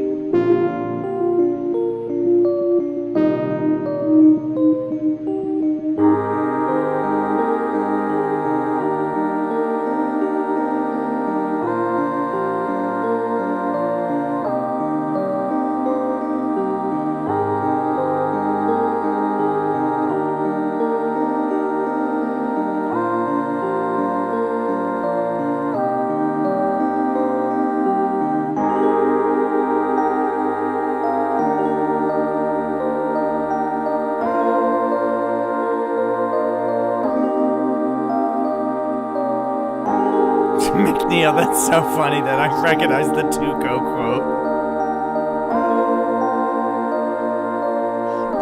Tight, tight, tight.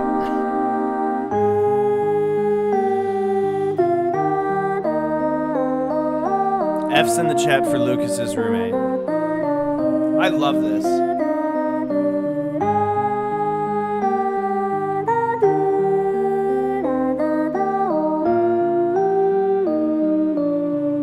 This shit kicks like a donkey with his balls wrapped in duct tape.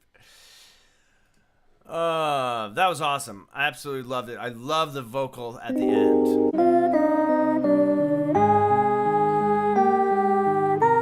I was gonna say it needed some drums, but I changed my mind. It didn't need drums. That shit was beautiful, man. Super vibey. 9.1 out of 10. Could have used a little bit of glue, but overall, that was just good. That was just awesome stuff. I fucking love that part. I want to give these. I want to give in-depth reviews, but I'm fading. I gotta try and get through these. Nathaniel, you're up next. Oh wait, I already did Nathaniel. Oh my god, it's happening. Medium.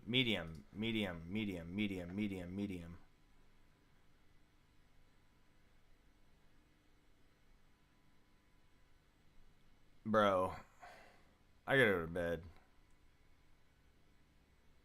I've been streaming for 3 hours and 42 minutes. Alright, this is what we're gonna do. We're gonna put a pause on this. We're going to put a pause on this, everyone. We got to put a pause on this because, listen, I've said it before and I've said it again. I want to give the best feedback. I need a break. I cannot give. I'll do one more and then, you know what? Medium? No. I'm drawing the line. All right. Who do we got? Who do we got in the line? We got Devil. Devil O plays tuba. I'm writing you down. You're going to have to come back next week. I'm exhausted. My brain cannot give valuable thought. Santher Sat. Medium Kuro. Medium Kuro. Yeah. And Joe the Chicken. All right, so I've got on deck to start us off next stream. We got Devil O plays tuba, Santher Sat, Medium Kuro, and Joe the Chicken. I owe Whenever with a star.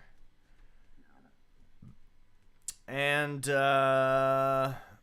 somebody else had a donation. Lucas with the 5. All right. So next stream we're going to start with the speed round, and then I'm going to make sure I get to Whenever and I get to Lucas because I value you all and I value your music too much to treat you like this and just be like, it's cool, it's bad, I like it, cool, 7 out of 10. Like you deserve better than that. Like if you want me to stay here and try and muscle through like 1, 2, 3, 4, 5, 6, 7 more pieces of music, which will be over the next like 40 minutes, just for me to be like, you know, you don't want that. Like you deserve better. Music deserves better. We're bigger than that. What is the passphrase for next week? The passphrase, the key phrase is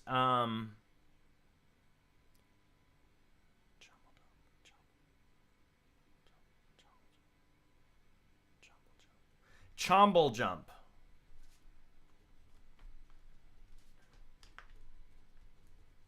Chomble jump. That is the key phrase for next week. Chomble jump. Jump. Chomble jump. Chomble jump with a PH. That's the key phrase. So show up next week, type Chomble Jump in the chat, and I will get to you. I pinky promise no crosses count. What day next week? Every Wednesday at 8:30 Eastern Standard Time. Just go to my communities, and hopefully by next week. So full disclosure chat. I'm cooking up some new content, and I don't know what's going to happen, but it's going to change the vibes a little bit. If this new content works, we might be seeing some new people. I'm making a big transition. in the content. I alluded to it in a post. I'm working on some heavy shit. So we'll see how things go out.